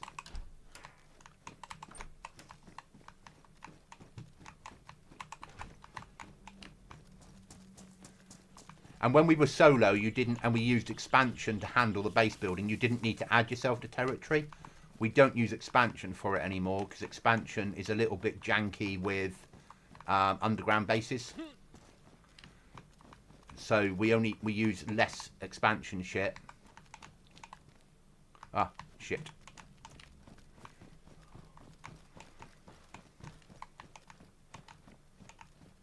Oh, 100% this is the best build.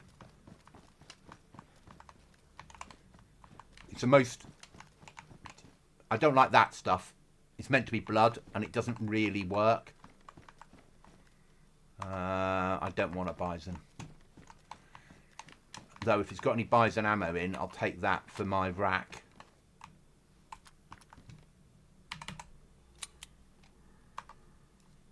No.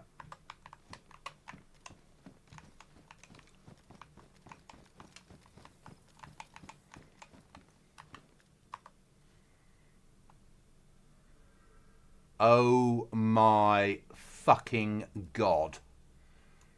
That is an endgame key. Tissy, rifle range, secure. That is fucking massive. Crate number 3.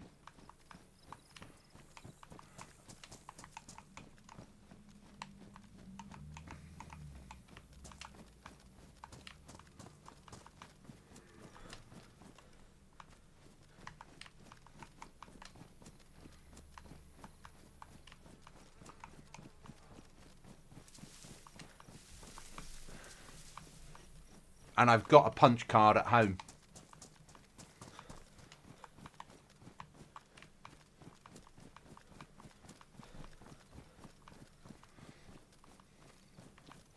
Getting home alive has become the priority.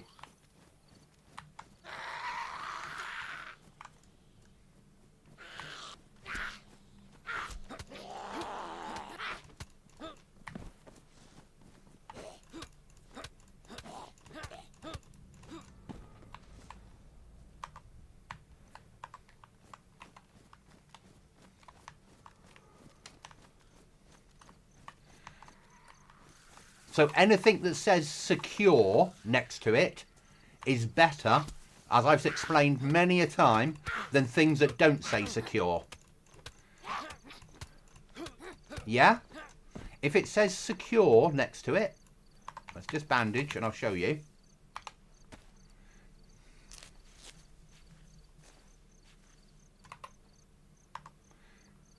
So, that says secure, Tissy, rifle range, bunker, crate 3. Anything that says secure is better than anything that doesn't, because you need a punch card to get in to that area. If you need a punch card to get in somewhere, it's better. So you need 2 punch cards, unless they're both for the same area. So the best gear on the game is secure keys. Yeah?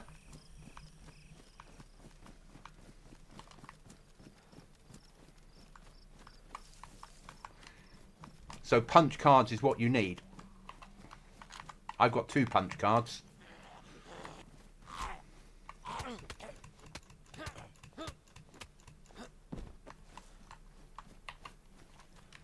And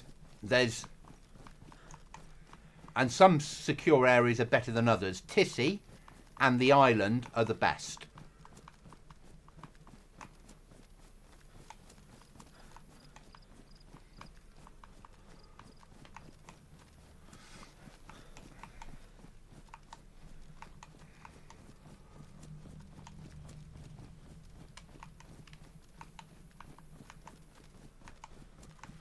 So yeah, Tissy, fucking worth it. Like, really worth it. There you go. So you need 1 punch card and a massive rucksack.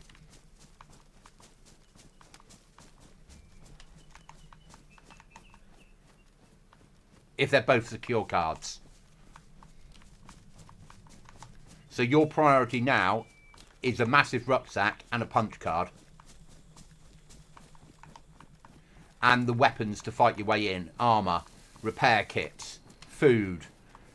Because you're going to be up there and fighting your way into it. There is, yes.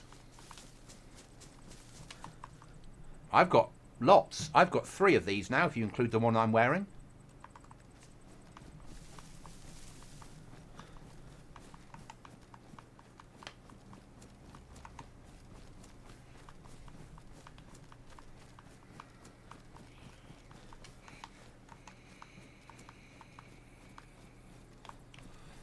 So the Tissy and the island secure, because there's ones up there that aren't secure. Secure only will give you the hacking tablets, so you can raid, as well as the big boys' guns that are in pristine condition. Yeah?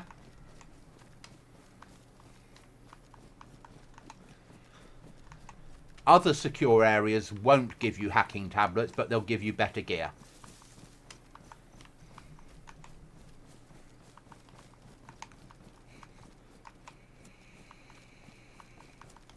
There's only 4 crates in the game that have hacking tablets in them.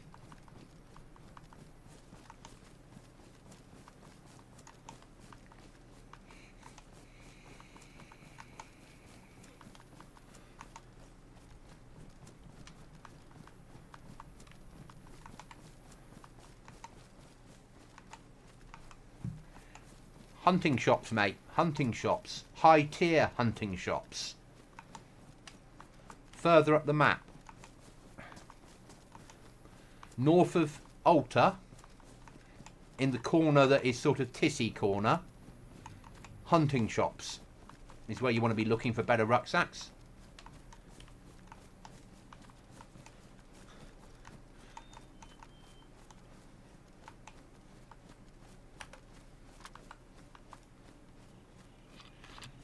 My priority isn't yet Tissy. I'm nowhere I'm ready. I've only got... I need to get more M16 mags or more M4 mags. So I've got an M4 with 1 mag. And I need to have a lot more than 1 mag to hit Tissy. My priority is to get this home, lock it away, and then start gathering the resources to do what I need to do. We need to stay clear of here because this is under gas attack permanently. Though that's a place for a punch card if you've got an NBC suit. Or you want to lure the zombies out that have got punch cards on them.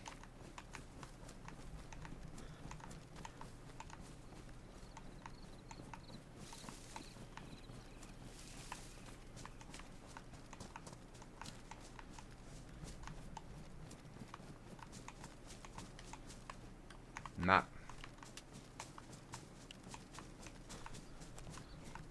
Yeah.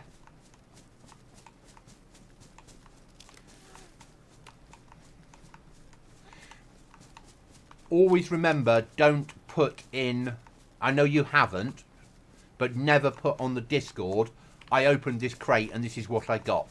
Because that's meta. Yeah? Because when somebody then says, oh, I've got Blothra, is it worth visiting? And if someone says, oh, I'll meet you there, or somebody else thinks, or no, they don't say I'll meet you there, and you go, yeah, it's well worth visiting, and you know that they're worth killing because they're going to get the correct stuff, loot that you want, you're waiting with a foul, they move to the crate, they open the crate, and you shoot them through the head. It really is big time no.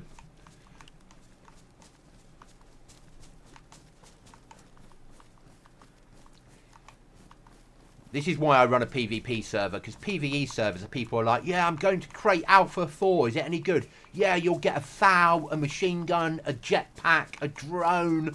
Oh, brilliant, I'll come and watch you.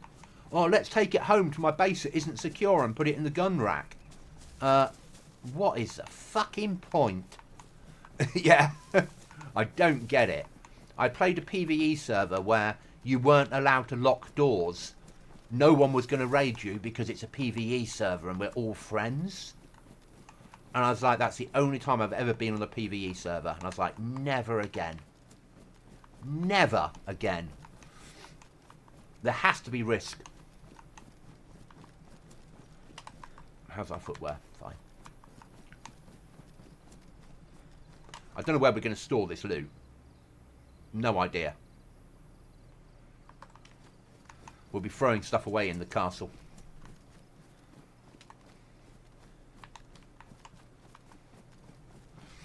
Unless we can find another box of nails.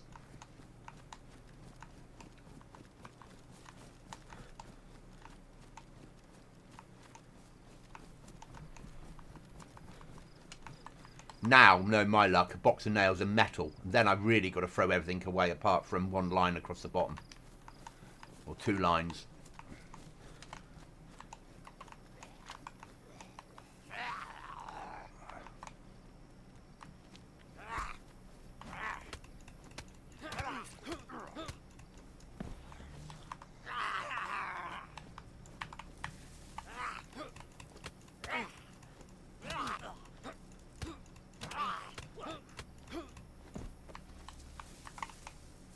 You know me, I'm just not a fan of PvE.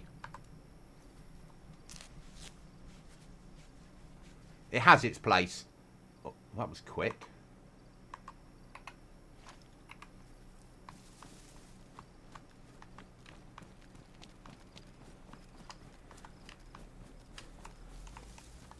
I've not got God mode on, have I?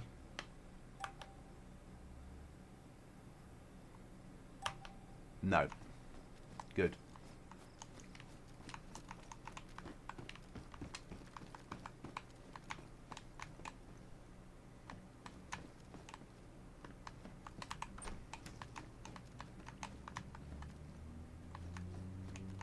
So, these little keys, you'll never get them on zombies.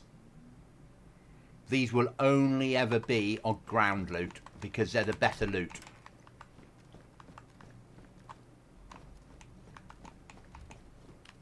Ish.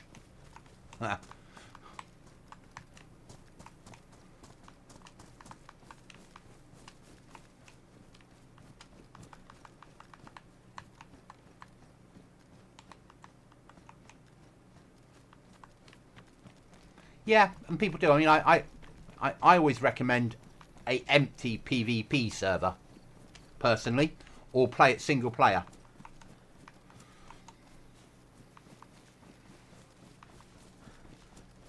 You'll never get them out of zombie loot. You'll never get them out of crate loot. You'll never get them. There'll always be searching keys, these new ones. These like locker keys that look like that. And that's on purpose. You'll never get one from the lottery wheel. It's about making players search the map to have access to better loot.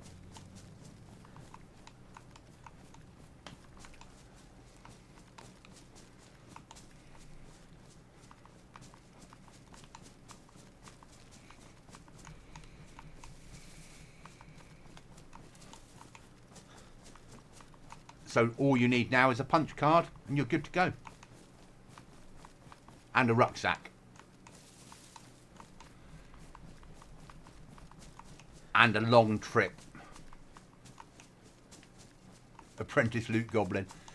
People loot a lot more than I do. I now selective loot. Because I've learnt over time what you really need and what you don't.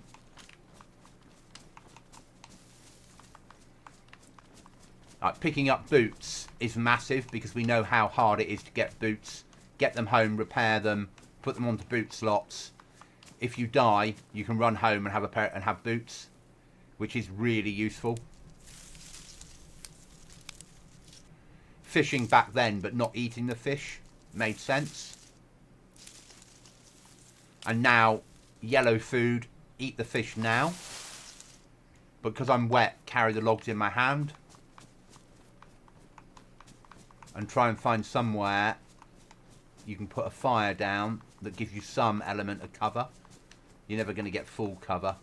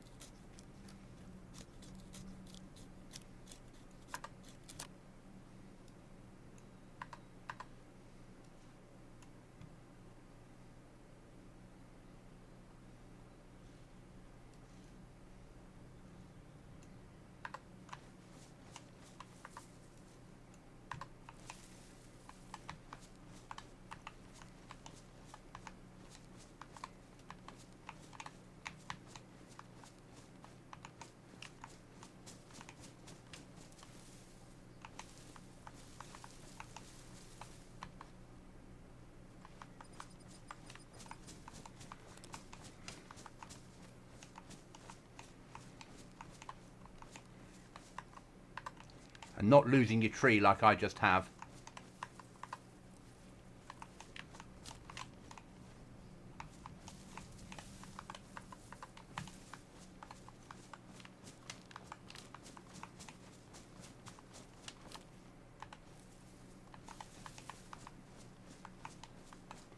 I need a long stick.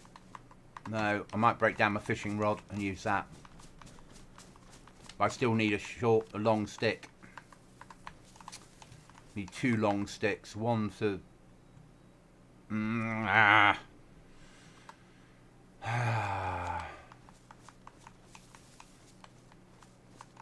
Okay, John.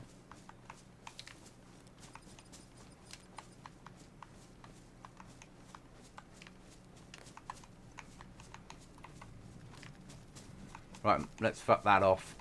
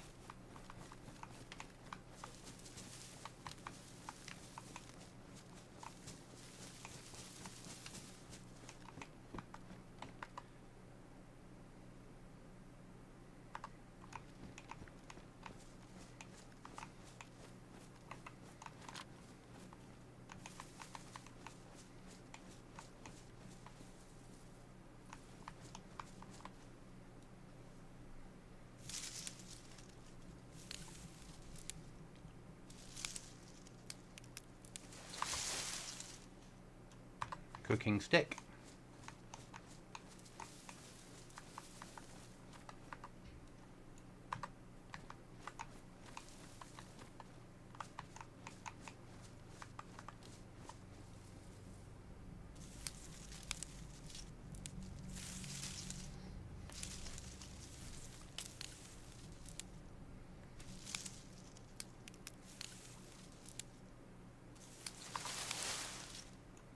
Fire.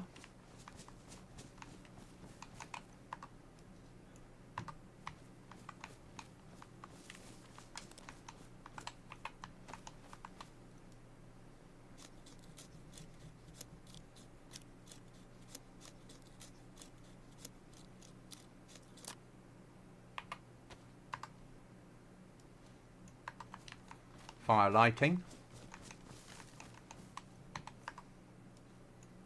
Now I need 1 more stick.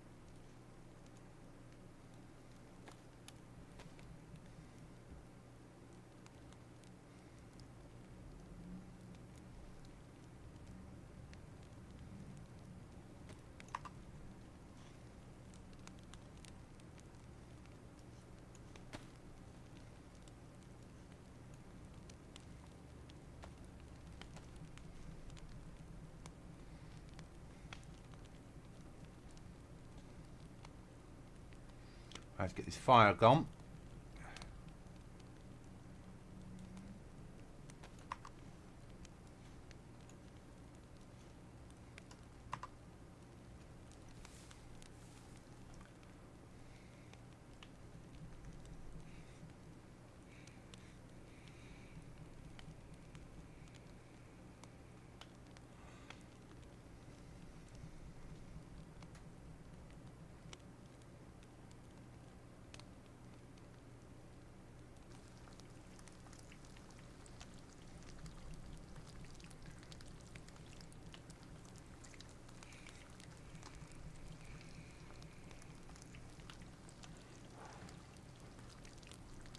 Come on, game. Get the fire. Get it cooked. Get it cooked.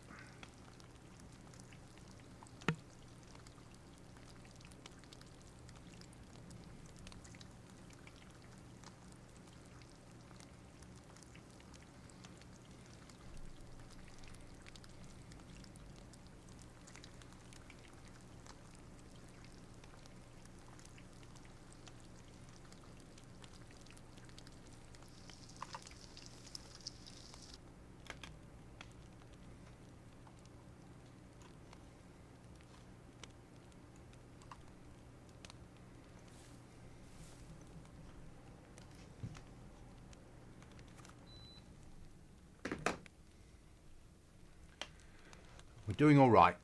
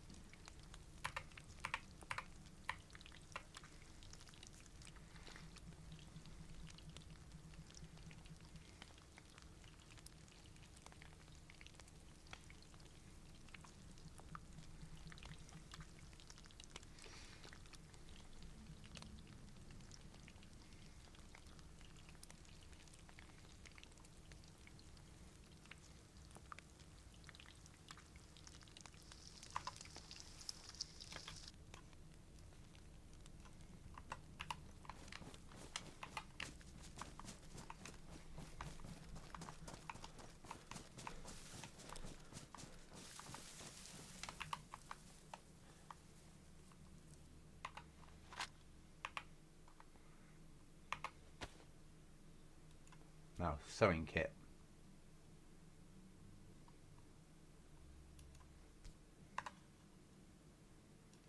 Get that repaired before it's damaged anymore. That's all right, John.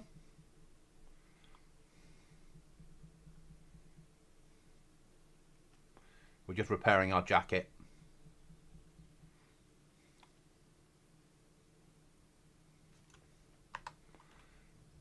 That's fine. They're fucked. That's fine. That's fine. They're fucked. They're fine. That needs repairing. That's duct tape. Okay. Let's repair the ghillie.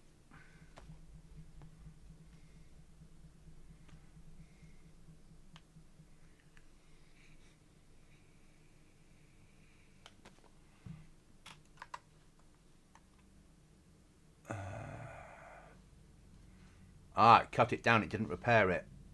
That's worth knowing. That's annoying. Don't repair your ghillies is the answer to that problem.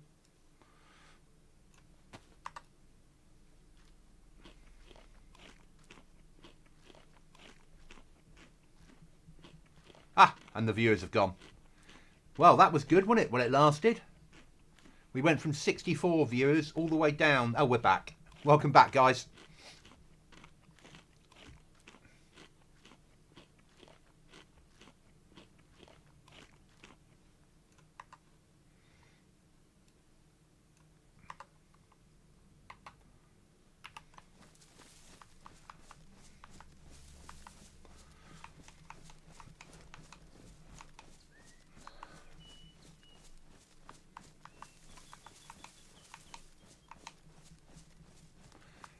when I come on, John, basically when I'm on leave and I come on in the mornings, I pick up the US raids that I don't get in the evenings, which is really nice.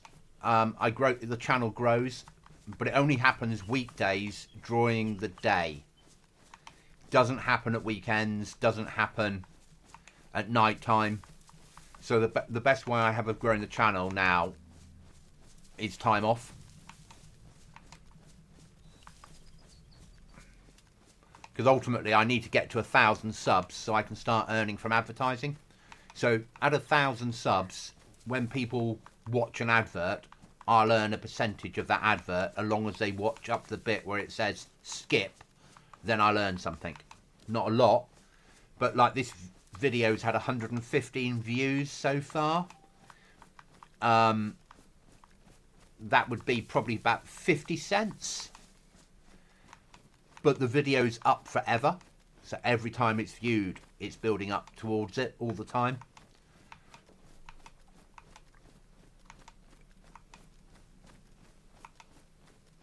Thanks, John. It's hard. You know, there's only so many people. And if you're on evenings, UK time, weekdays, you're competing with some very big streamers. And some very pretty streamers. So for me, I always do better weekdays, mornings. But it depends on the game as well.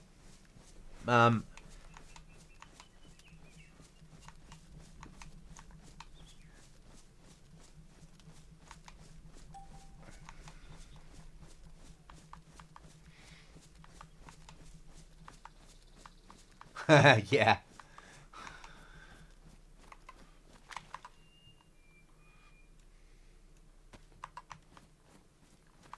I hate giving food away, so before we cross this hell that is this gap, let's eat first.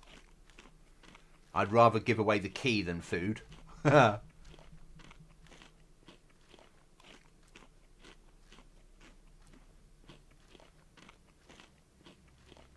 I love Scum. I massively love Scum. I probably prefer Scum over DayZ. But DayZ's a game I played first, and DayZ's a game I understand best.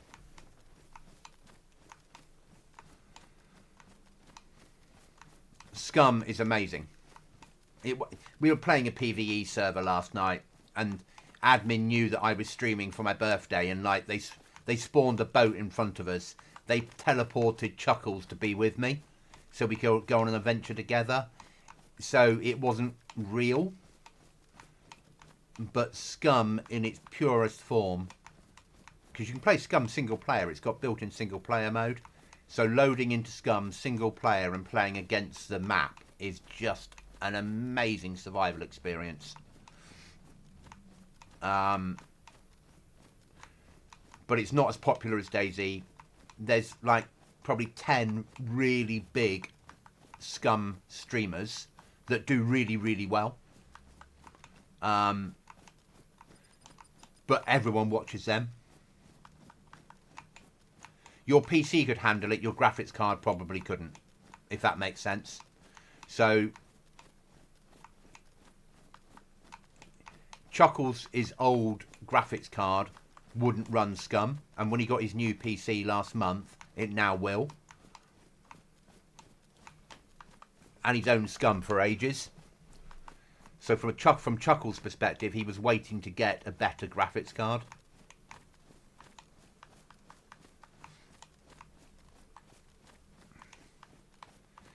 Scum is graphics intensive.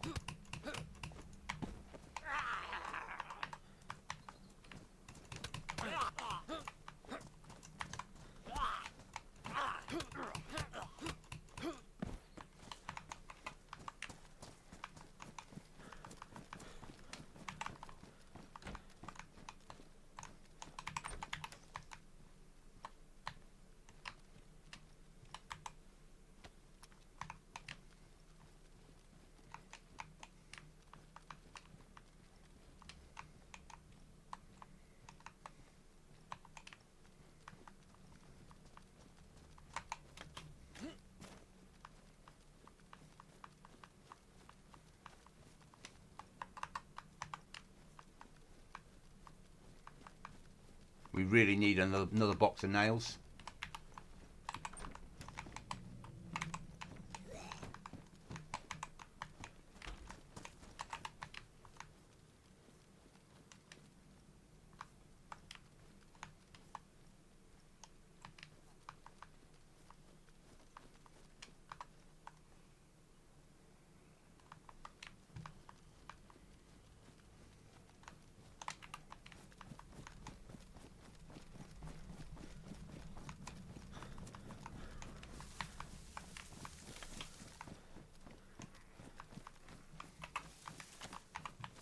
Balance again though, isn't it? How do I get that balance right? And I'd rather people found flags and built a base than left the server.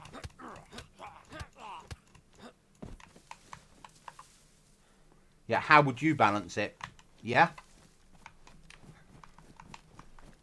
To keep players in. That's the question. You're aiming to have 30 players on the server. That's what you want. How would you balance the amount of flags that spawn in? You can have a set number, because that's how the game works, and you can choose where they spawn. Ish. Within 6 criteria. You can choose tiers or no tiers, and you can choose like hunting, coast, school, village, town, police, military, and that's about all you've got to work with, and the number. And you're trying with that limited stuff to work out a way of balancing it.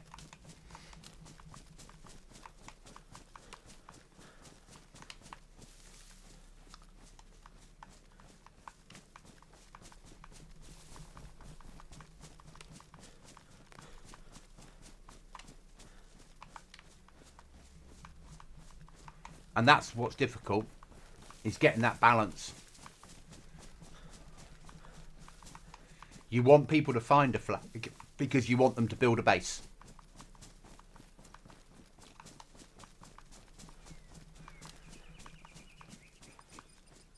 Or to turn the flag into rags.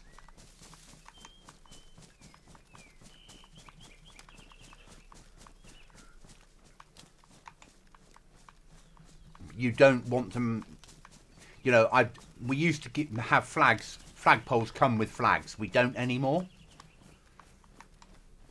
How our balancing works is a lack of rucksacks, because you can't carry as much. So this rucksack here is massive. If you get it, brilliant. But then you want to leave it in base so you can store goods. So our balance is about the lack of what you can carry over the items themselves. The world I want is people to have their loot filled up and they find a flag and they're like, what am I going to throw away? I need 4 slots. Do I throw away the ammo? Do I throw away a gun? Do I throw away food? Do I throw away... You know, that's what I want players to make choices over.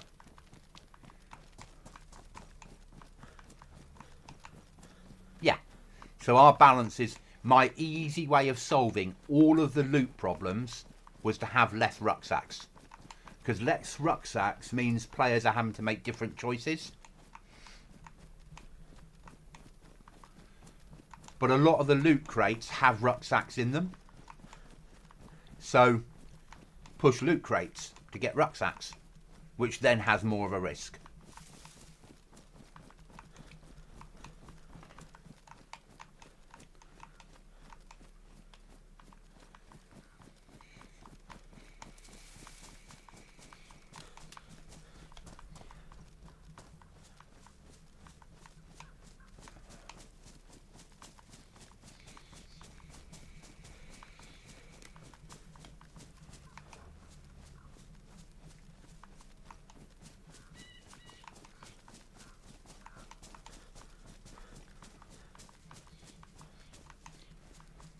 I mean, I haven't fired a shot in anger since Saturday.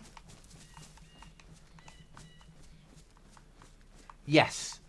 And so when you say I find loads of a certain item, Everyone is, but they're having to make similar choices.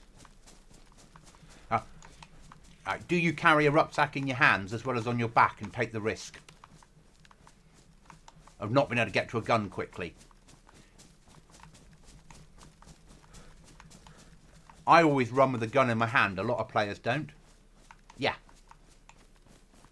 Since Restless. But then last night I was playing Scum. Tonight I'm running an event for the first, from 6 o'clock for half an hour. It'll set the event up and run it. And then I'll come on the server, but I'm not allowed to take part in the event. Or I'll film the event in God mode and release it as a video. I don't know yet. Depends if people are going to take part. If there's just one of you running through it, what a waste of my time. Yeah. I'm probably not going to show off what's inside the barrel. I'm just going to say, this is a barrel. This is a clue of where it is. Get there to find out whether it's worth it or not. Because this whole idea of, oh, I'll just see if it's worth my time by knowing what the prize is. That's not why I'm running events.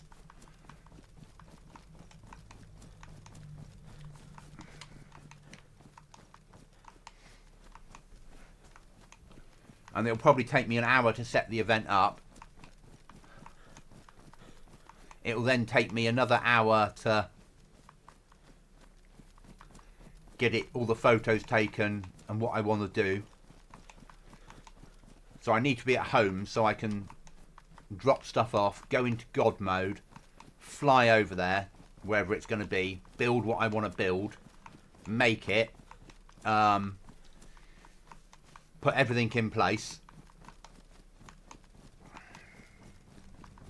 Basically, I'm going to build a very small base, and I'll give a clue of where the base is, and I will also give the code to the code lock. And inside will be the loot.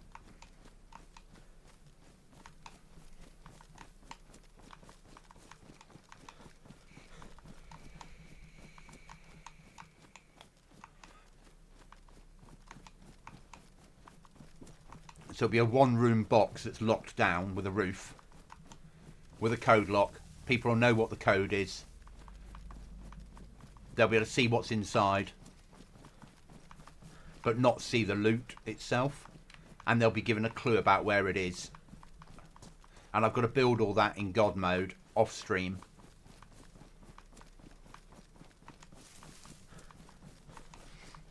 So that's this afternoon's job. But if I go through all that effort and only one person wants to do it, I won't go through that effort again. 7 people have said they're interested. 9 people have said they want to do the event. I would hope that I would hope there'd be more than one person taking part.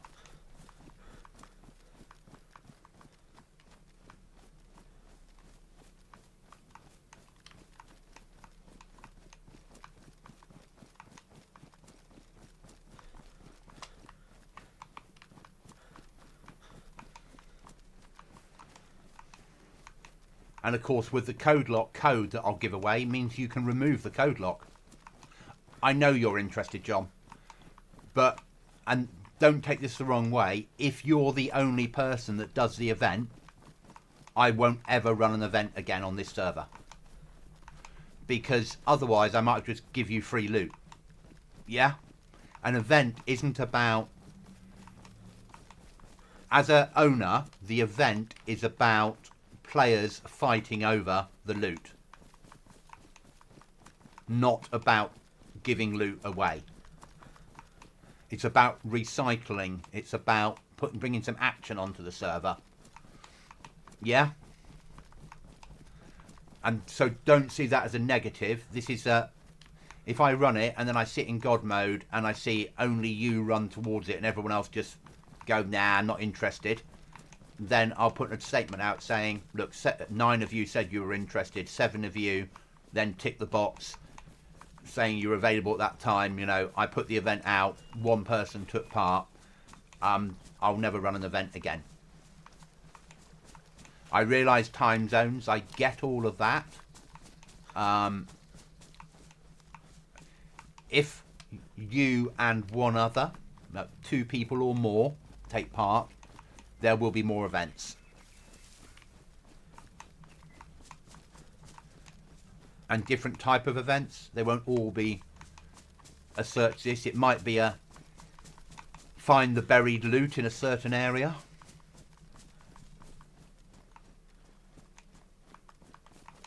So take a shovel with you, and there might be a warning like a week before saying there'll be an event on Saturday night that you'll need a shovel to dig up the loot with. So then players then start searching for shovels and spades. VMC on our left. So we're nearly home.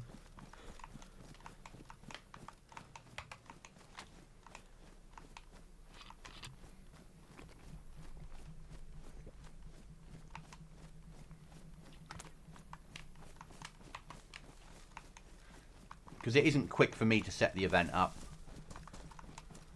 And I'll probably record the setting up the event so I can release it as a video afterwards.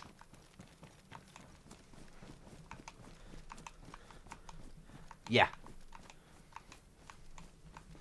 But I can't, but when I put the video, when I go live with it, I won't know who's taking part. Does that make sense?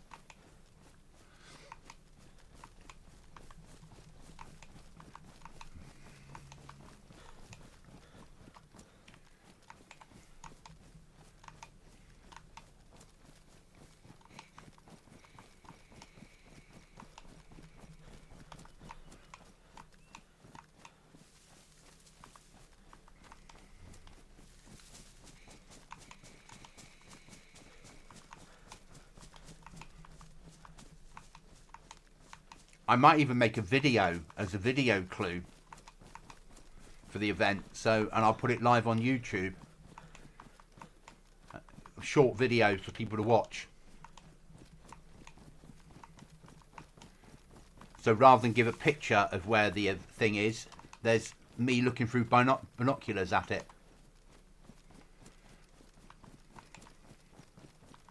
But I'm going to have to spend most of this afternoon doing that work.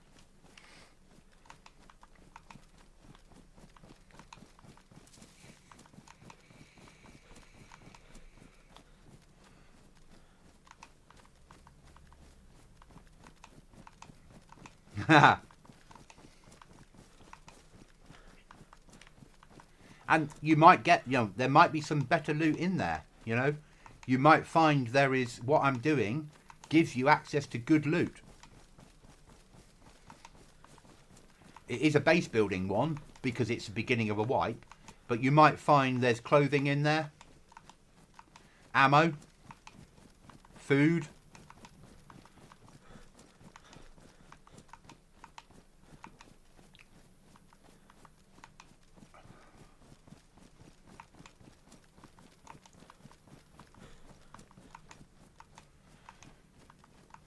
But as I've said, it's going to be intelligence. People can get stuff from the picture and the video, work out where stuff is. I think a video is a good idea, actually, in all honesty. Because I can put myself in God mode, and you won't know I'm in God mode for the video, and I can film myself walking into the area and then looking through binos. Or something like that, looking for a scope and going, oh look, there's a base, what am I going to do? Yeah.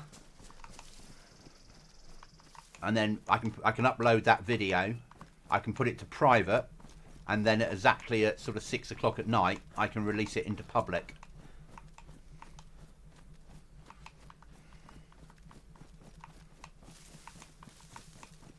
And then it will be released as a pre-intelligence event video for Goblin Z. No, it's DayZ. Otherwise, I wouldn't allow anyone to have any military uniform, would I? Smiley face. I'm still able to attach one gun to the wooden crate.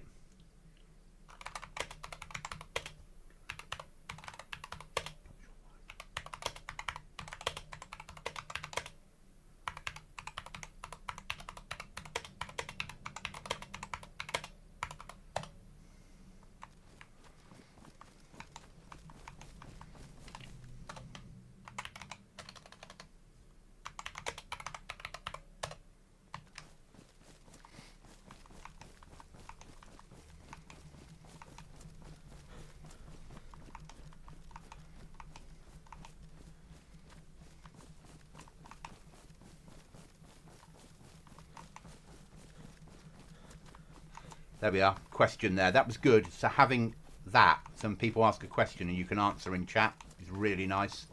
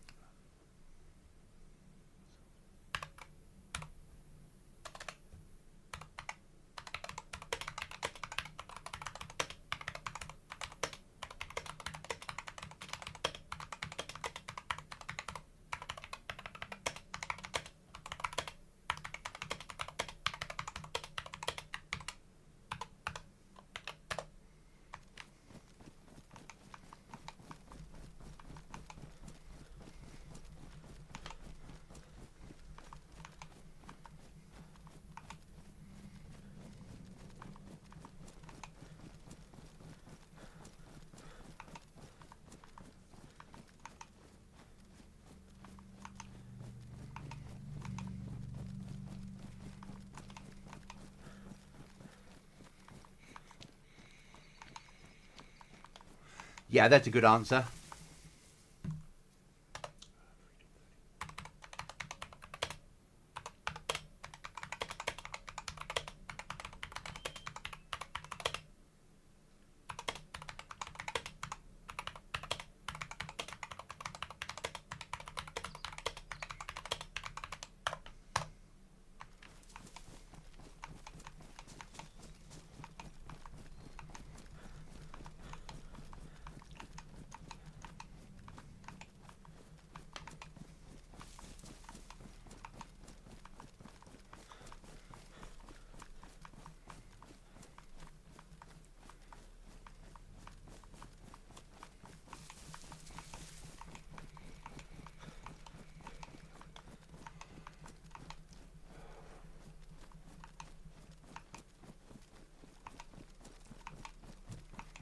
And that's why I like the crates, John, because it's forcing you to use nails for something other than building, which is really annoying. Whereas the blueprints, it was just planks. So long as you had a saw, you could just keep building big containers that held loads of shit. Whereas now you're having to make choices about how you use your nails up.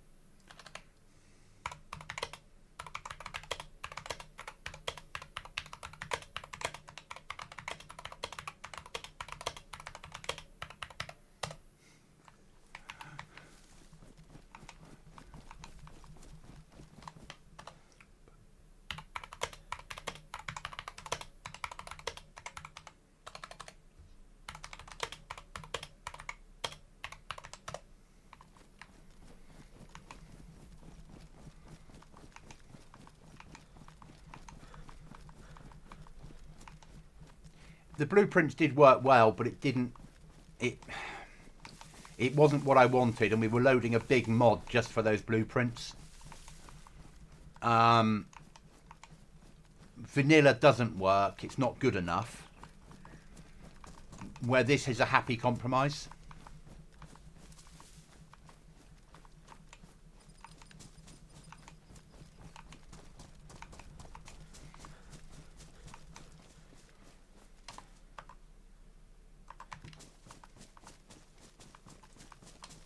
Hi, Paul.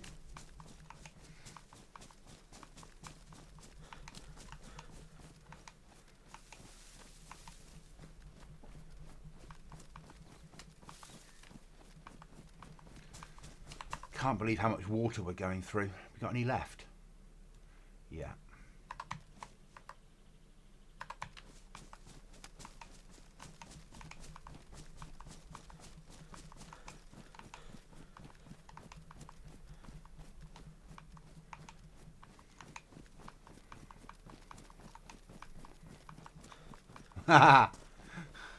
Sacrifice yourself to the dogs.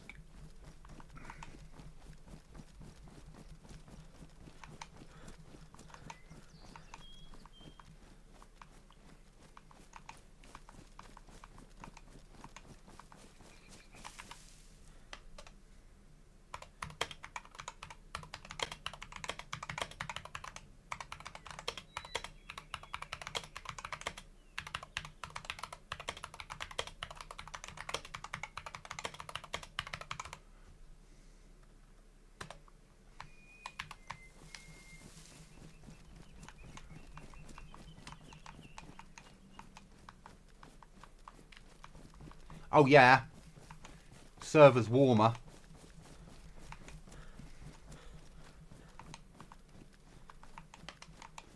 And you're moving long distances on foot.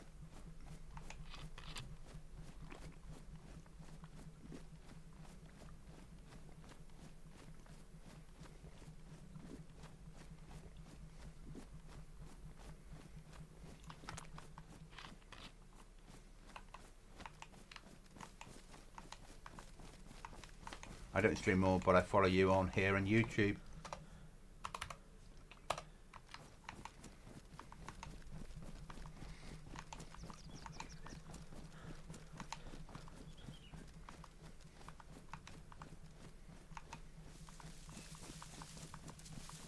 Yeah, I live with the wet thing though. Other people dry out and wring out clothes and all that bullshit. I dry out when I've got a safe opportunity to do so. Some things are more important than having dry clothes, like getting this key home.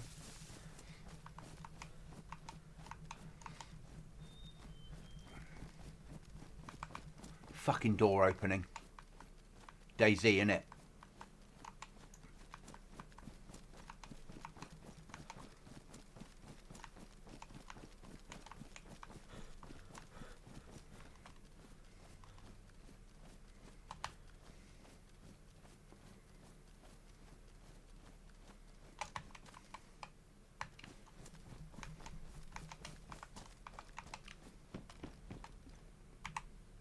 Hell yeah.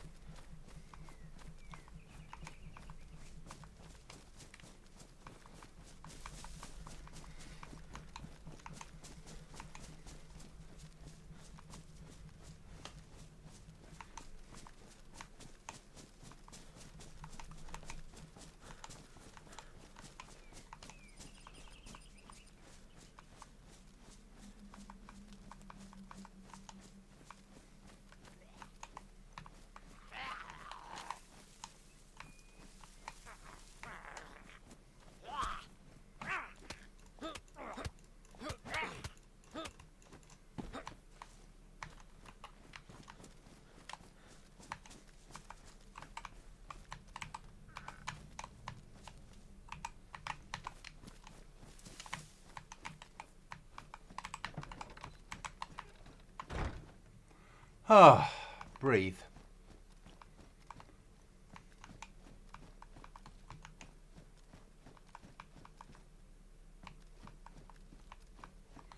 This stream seems better FPS than yesterday. I was running a couple of servers yesterday, and I'm sure it was 3 FPS, unplayable essentially. Then again, some smooth FPS. Yeah, I noticed the server's lack of meds in server 2, which I love and hate at the same time. Yeah, we do have a lack of meds. Anyone would think it's on purpose. There are medical crates out there for you to find. They have meds in them. Oh God, now comes the fucking nightmare. They we need to save. They we need to save. Yep, that's that sorted. NBC trousers can go on there. NBC trousers can go on there. Spare resi. We've got one on that one.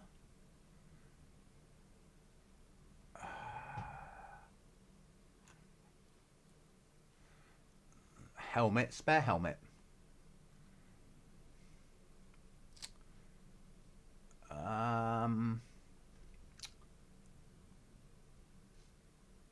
Spare helmet. Spare shamag. That's going to go there for the moment. Right then. Spare code lock.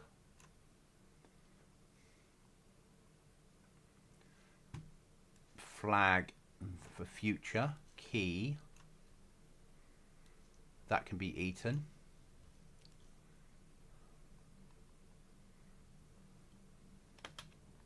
Resi goes there. Right, where's the M16? Fuck it, won't fit it. I'll take that one off. There we are, that's that solved.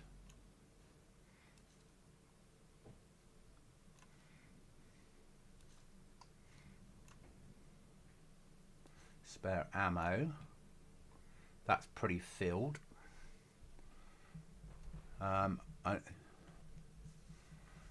Not you, Goblin. Had far too kind to do that on purpose. Paul, I heard you say you did a robbery, Goblin. Who did you get? Restless. So I shot him, and then I killed him, first of all, and then he was running back as I was leaving altar, and he ran up and he went, "Oh no, it's you again. Don't kill me, don't kill me, don't kill me." And I was like, "All right, take all your clothes off apart from your shoes. Now fucking run off." And he did, and out of that I got a key that then got me this base finished, which was built, which was awesome.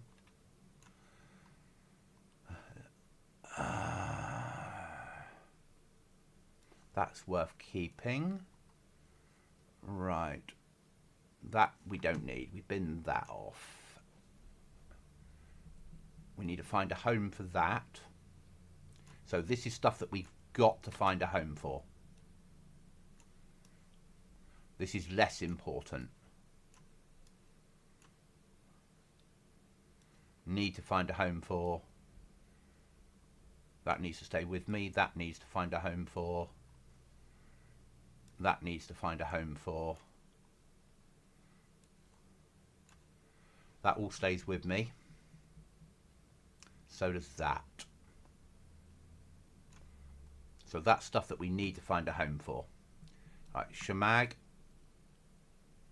We can probably throw that away and wear the shamag instead. That's that solved. So that means I can get a bit of loot in there.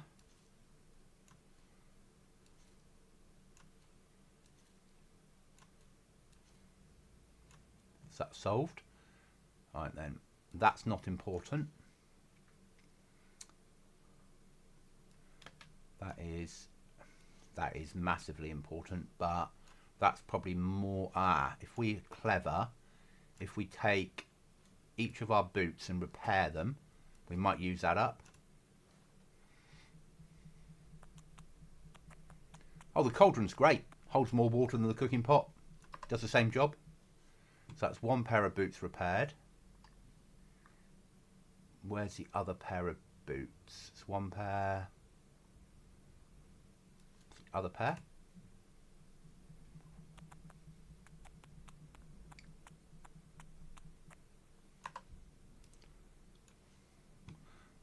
That's not important. That is. Okay. If we move that down to there, that hook's not important anymore. Put that that way. That will swing in there. I'm going to eat that now. then we can save that still. I'd say keep the shotgun. Does the shotgun have any ammo in it? No, but we'll keep the shotgun on us.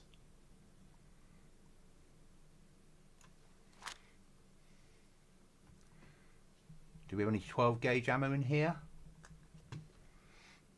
I think I gave it to Chuckles.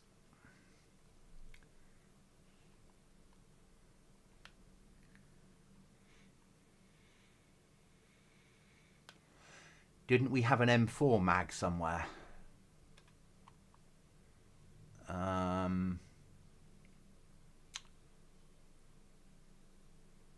Maybe not.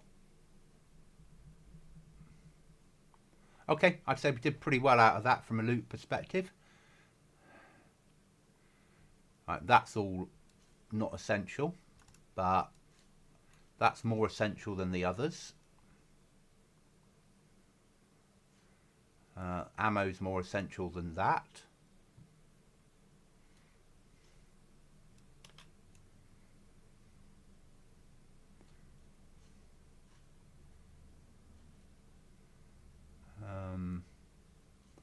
We move something up there that's a single.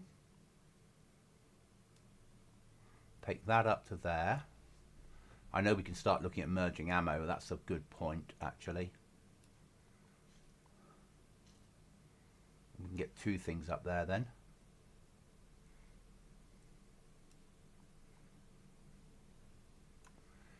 Not enough space. I blame the server owner.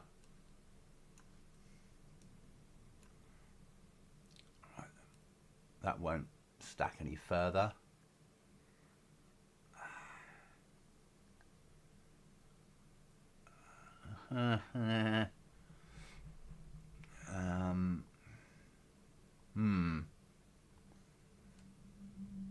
Belt more important or machete? Machete. Okay. Any space in there?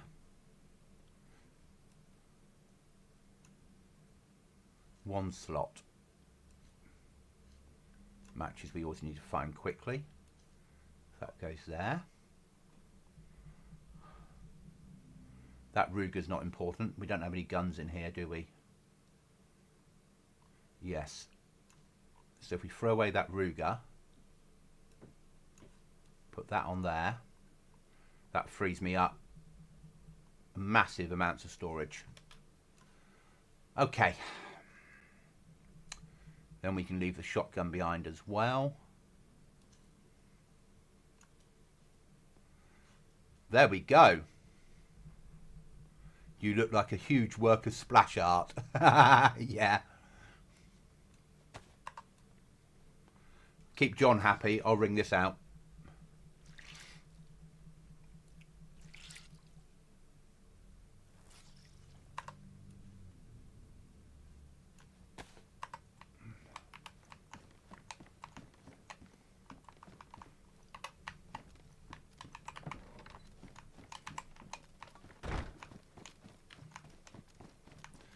Now I need a stick.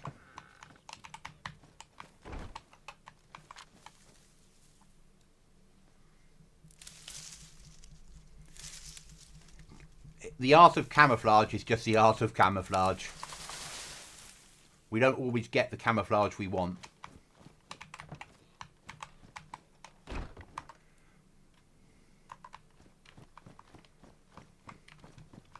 That's my excuse anyway, and I'm sticking to it.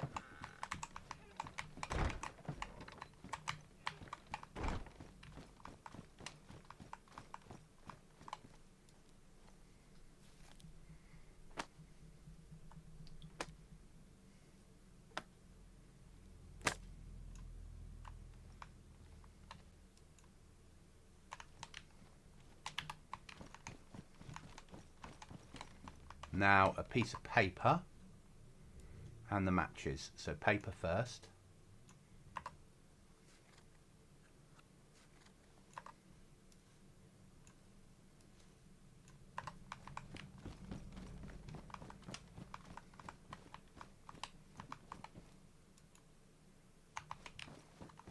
Now light that fire, but don't go up on the roof.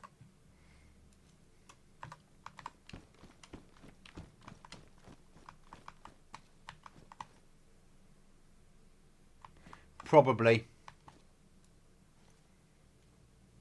But if you're in a high tier area, it's also could be me, as in the server doing it for you. Because I've been playing with code.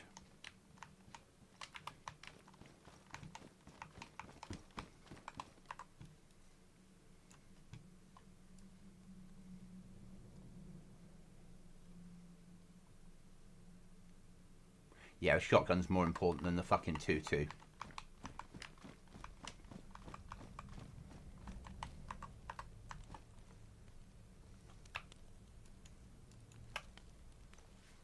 Now, hopefully I'm close enough to the fire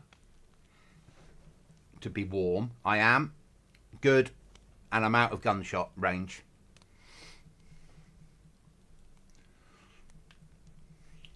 Win-win. And while I'm sleeping, I'm just going to pour another drink, guys. Give me a second.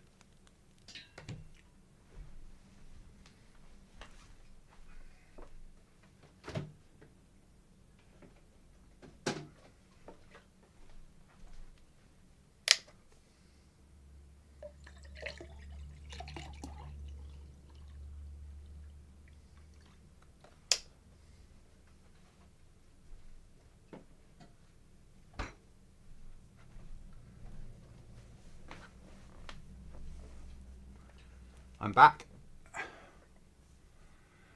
Pure orange juice today because I had a cold yesterday. But then I'll be...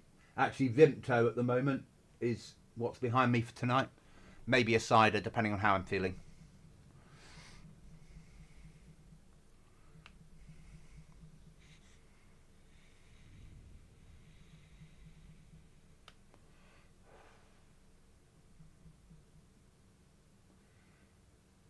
No, that was pure orange juice. I wouldn't drink at this time of the day. In case I have to drive for some reason. If there's an emergency and I need to go. Because I won't have even one can. I won't have any alcohol if I'm driving. It's a personal preference.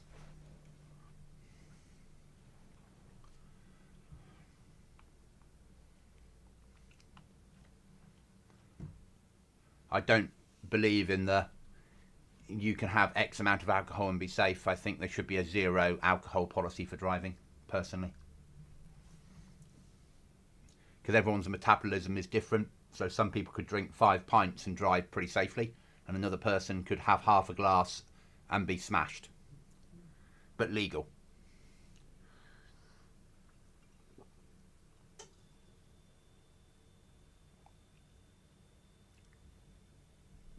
Yeah, I just think it's me playing. It's because we're waiting for Badlands to come in to sort out the heat problem and make the mechanics work properly.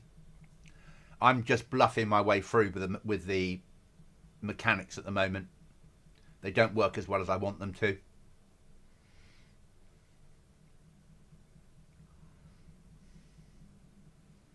You know, when I used to drink on a regular basis, I was pretty compos mentis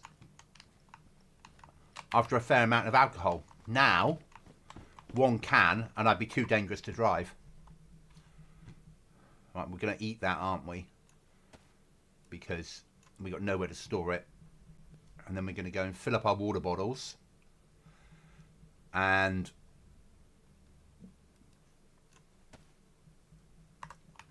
go and look for nails. And pants. Because arguably that's our next problem. We could do with wearing something other than a pair of what you spawn in with, because I'm still wearing those, but they're ruined.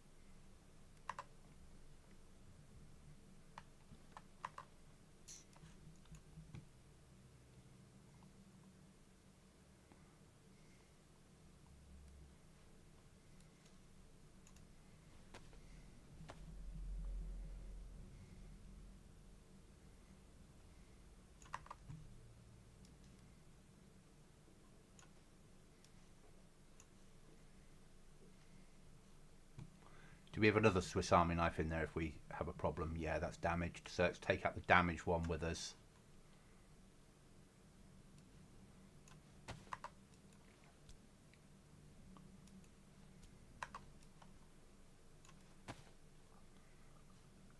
Right, off to the nearest town to do some searching.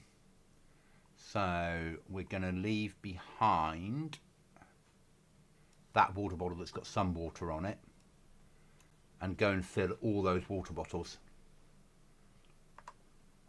Don't they? I wonder how that happened. It's baffling, isn't it, John? Baffling how these things are played out.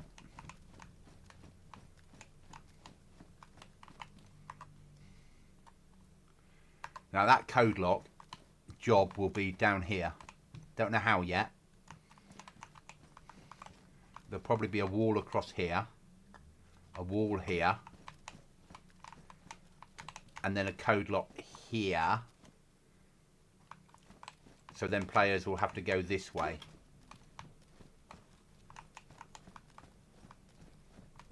Probably. Or wall there and then code lock there. So that brings us back into here. And then we can always go up if need be. But it forces players at raid to come here, here, here, here, here, and then raid from here. What I really need to do is get them lined up underneath the places I can look through the floor. So I need to have players paused here for some reason, so I can shoot them through the gap if I'm home when they raid. Yes, I wonder why. Yeah.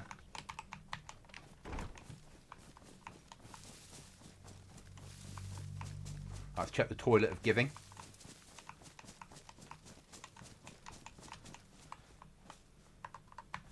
Nothing today.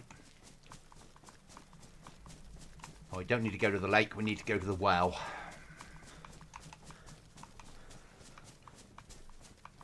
That'll be my mushrooms. That's raw, we'll take that.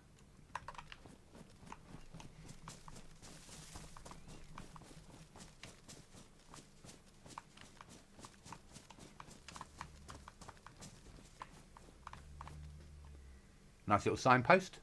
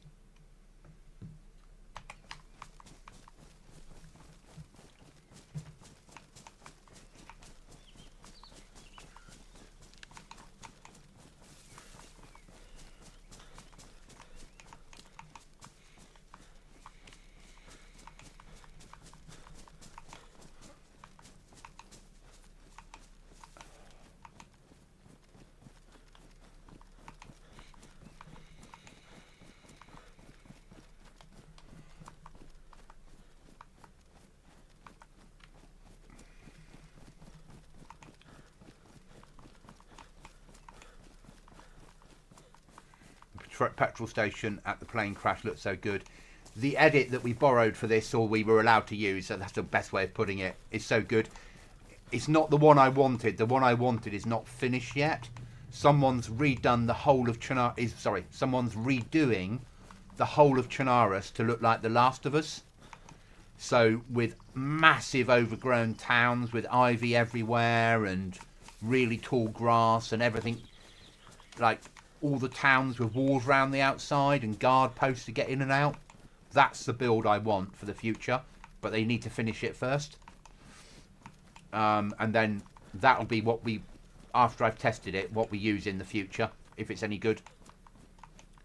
Because it'll make it feel more like the end of the world and will allow players to gate off a village and have the whole village potentially as their base.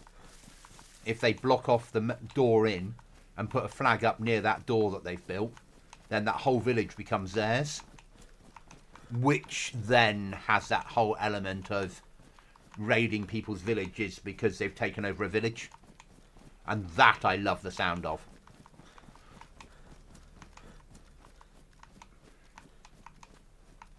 you know, you and a friend take over a small village and turn it into your own. Yeah, you'd have to clear zombies every time you spawn in, but would be amazing.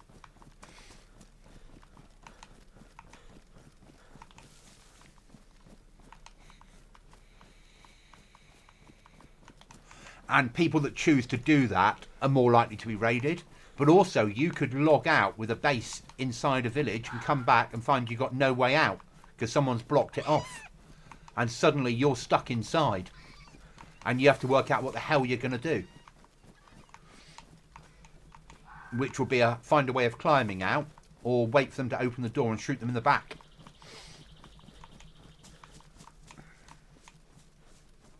I just love the mechanic that brings to the game.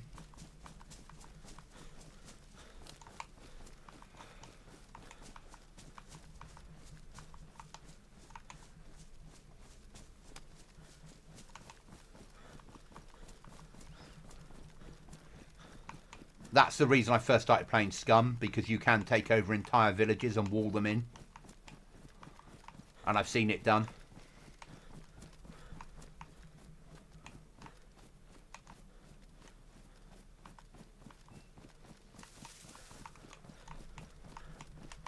Pissed off about my ghillie.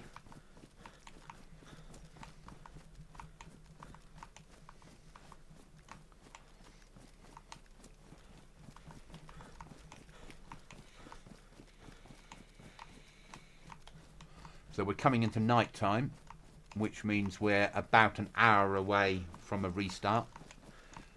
We'll be playing up to the about another hour-ish, which will take me to 4.25 hours, because then I can have a break and then I can go away and get ready for tonight's event.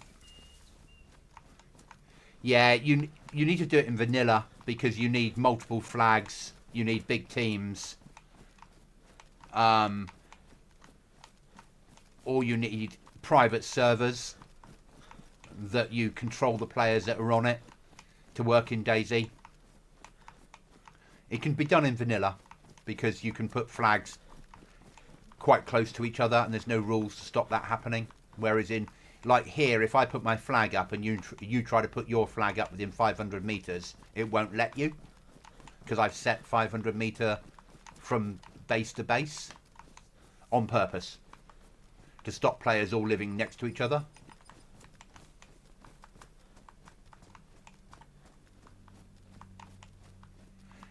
Yeah, that's fair, Paul. At some point, Paul, can we have a chat about armor? Because I'm going to have to do some armor work for work, and I'm not used to doing work in armor. And I'm going to be hosting a private server for armor for people to use at work. But so I might need to come to you and get some help at some point, because you're an armor person.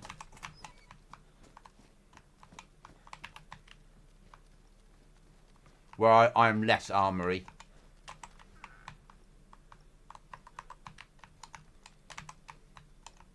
Thank you.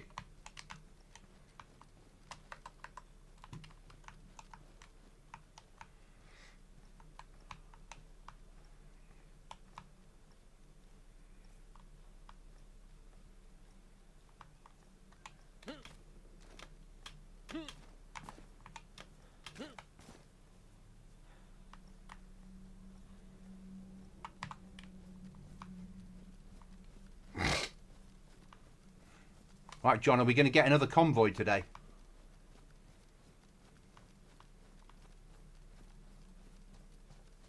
I hope not, because I don't have anywhere to store the loot.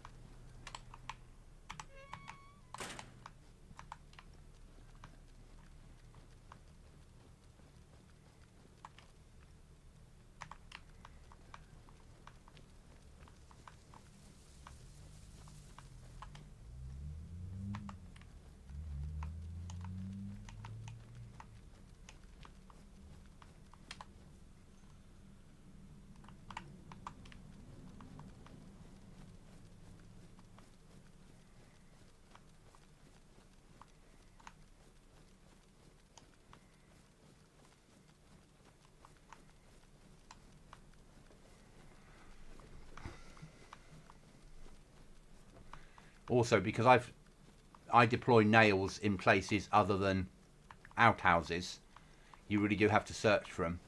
But I just don't want to trigger too many zombies.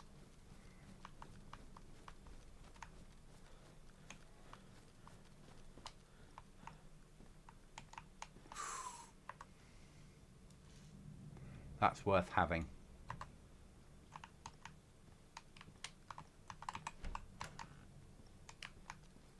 Especially at night time on the server.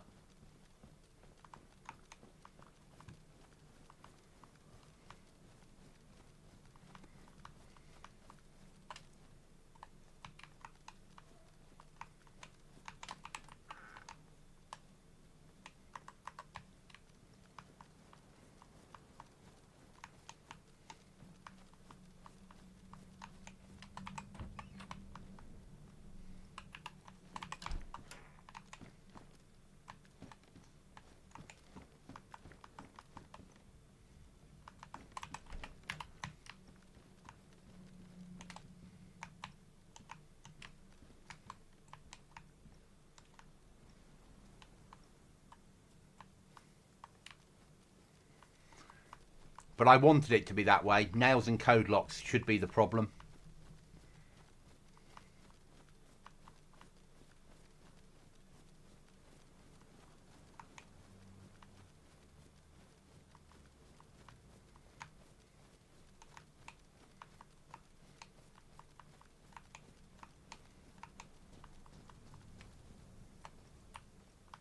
And you need so many of them to build.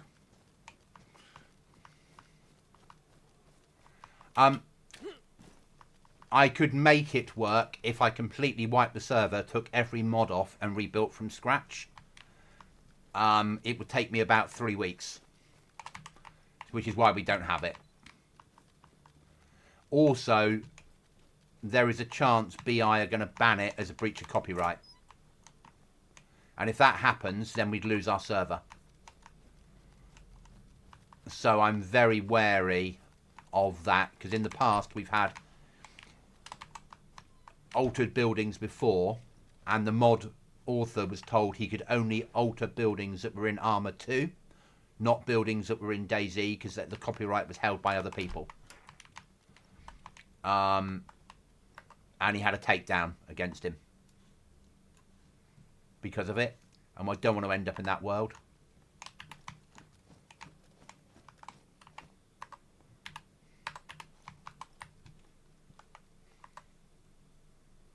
At last.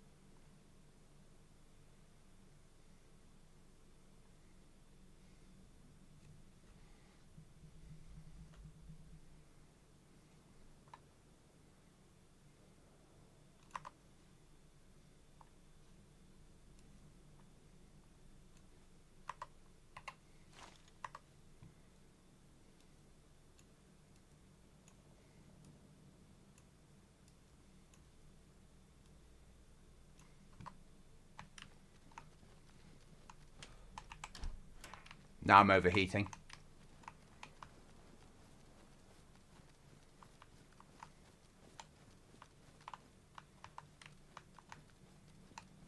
Once the base is finished, we'll need that.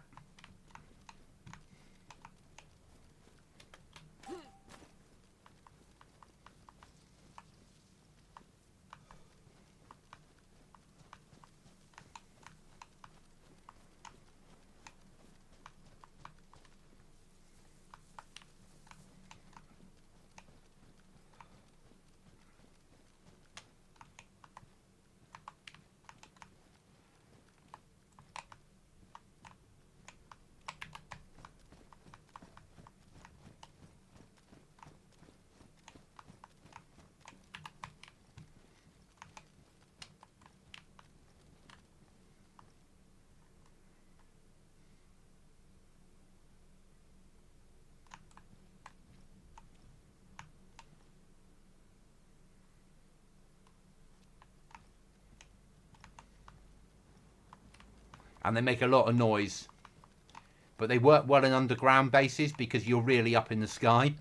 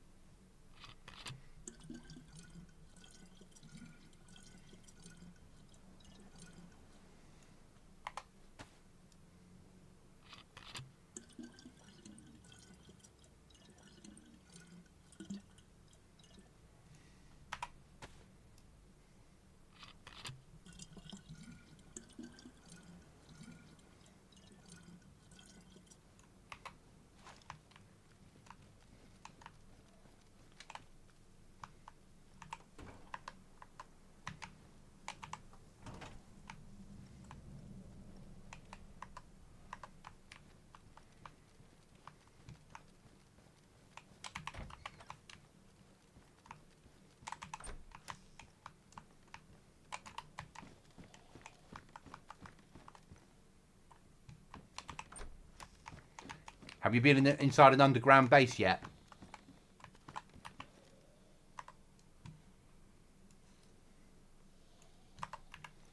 That's needed.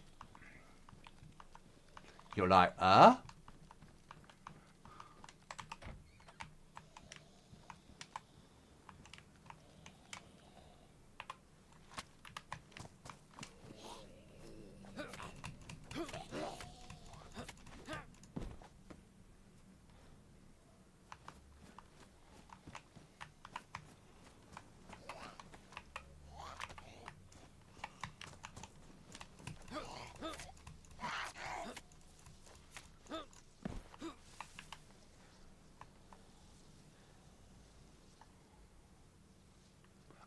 no.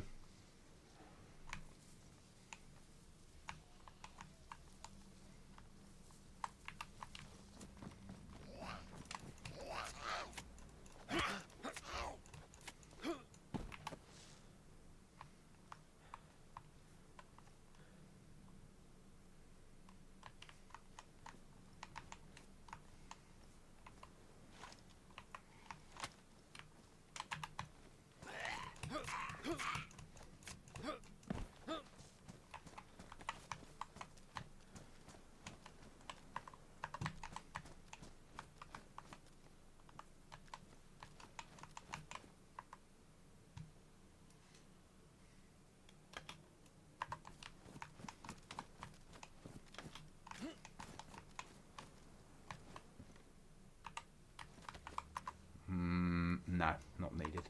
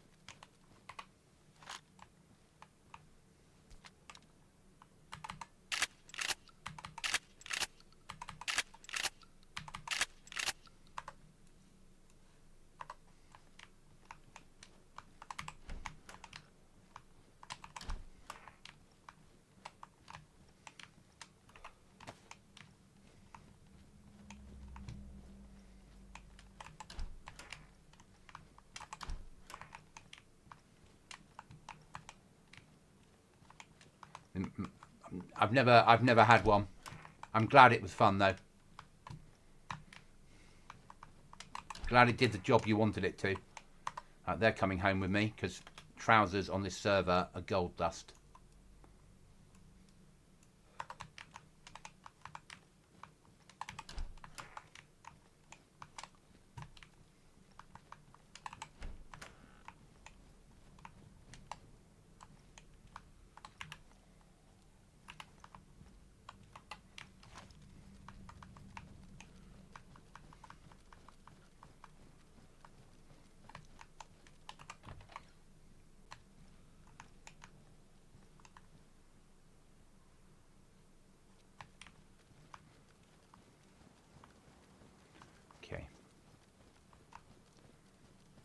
I know you'd search this better than I am, but...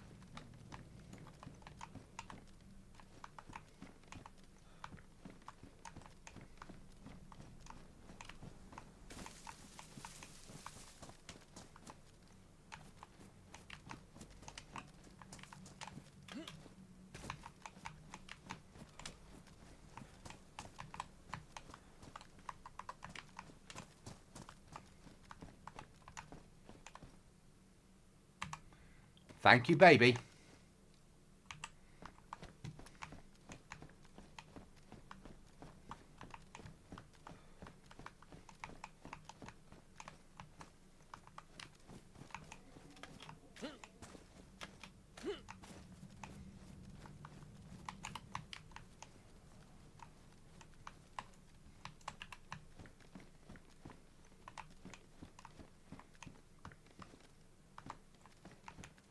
Thank you, John. Thank you for being here. Always appreciated. I will be off soon myself. It's been a long stream. And I've got to do some work this afternoon to get ready for tonight.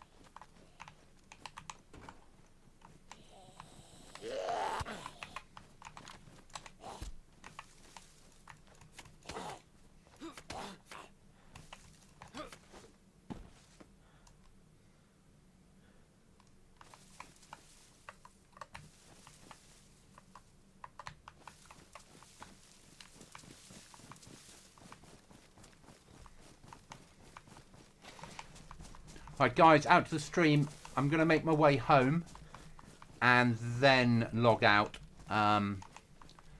We'll be back in tonight after I've set the event up.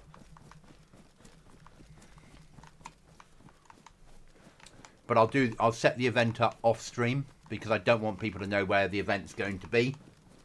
But I need to get home first and build certain items. I'll need to drop off an event barrel and shit like that. And I don't want people to know overly what the prize will be for the event until they get there.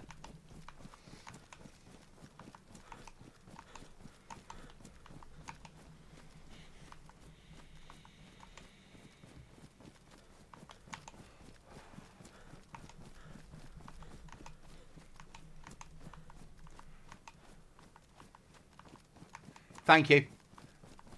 And thanks for being here. It's always appreciated.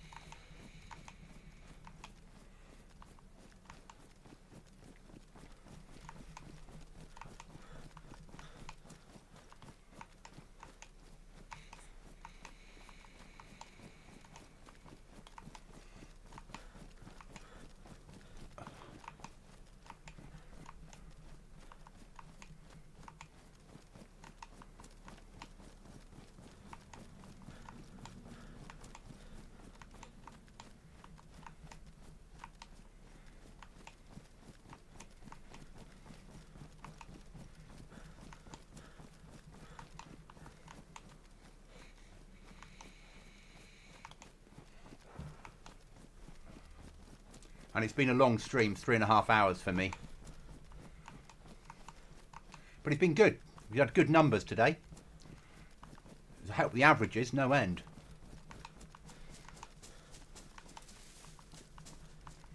I bet we'll average out at sort of 30 for the stream, which is awesome.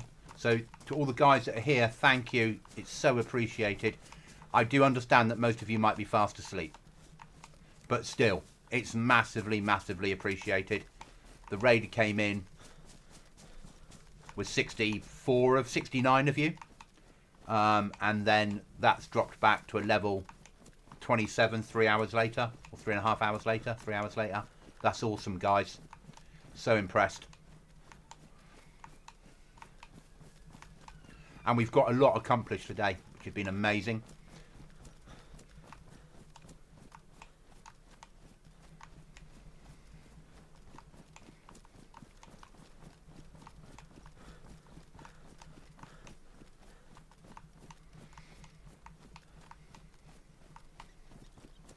But I have quite a bit to do this afternoon. And I have the stuff to get ready for tonight. And I want to do all that in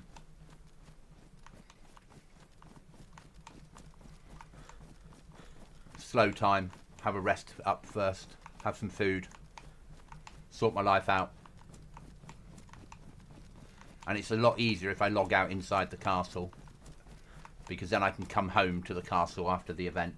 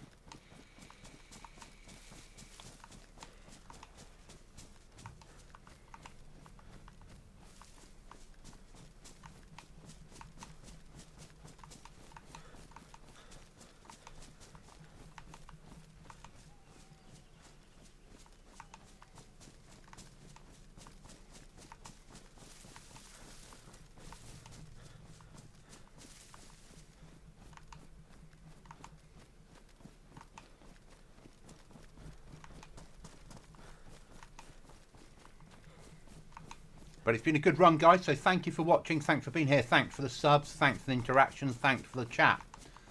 All in all, it's been a good 3.5 hours. I have really enjoyed myself. I will be on again tomorrow morning to rinse and repeat. Thank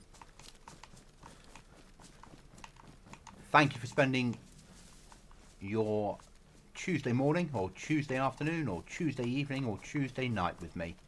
It is massively appreciated. Thank you, guys. I'll see you in the next one. Cheers.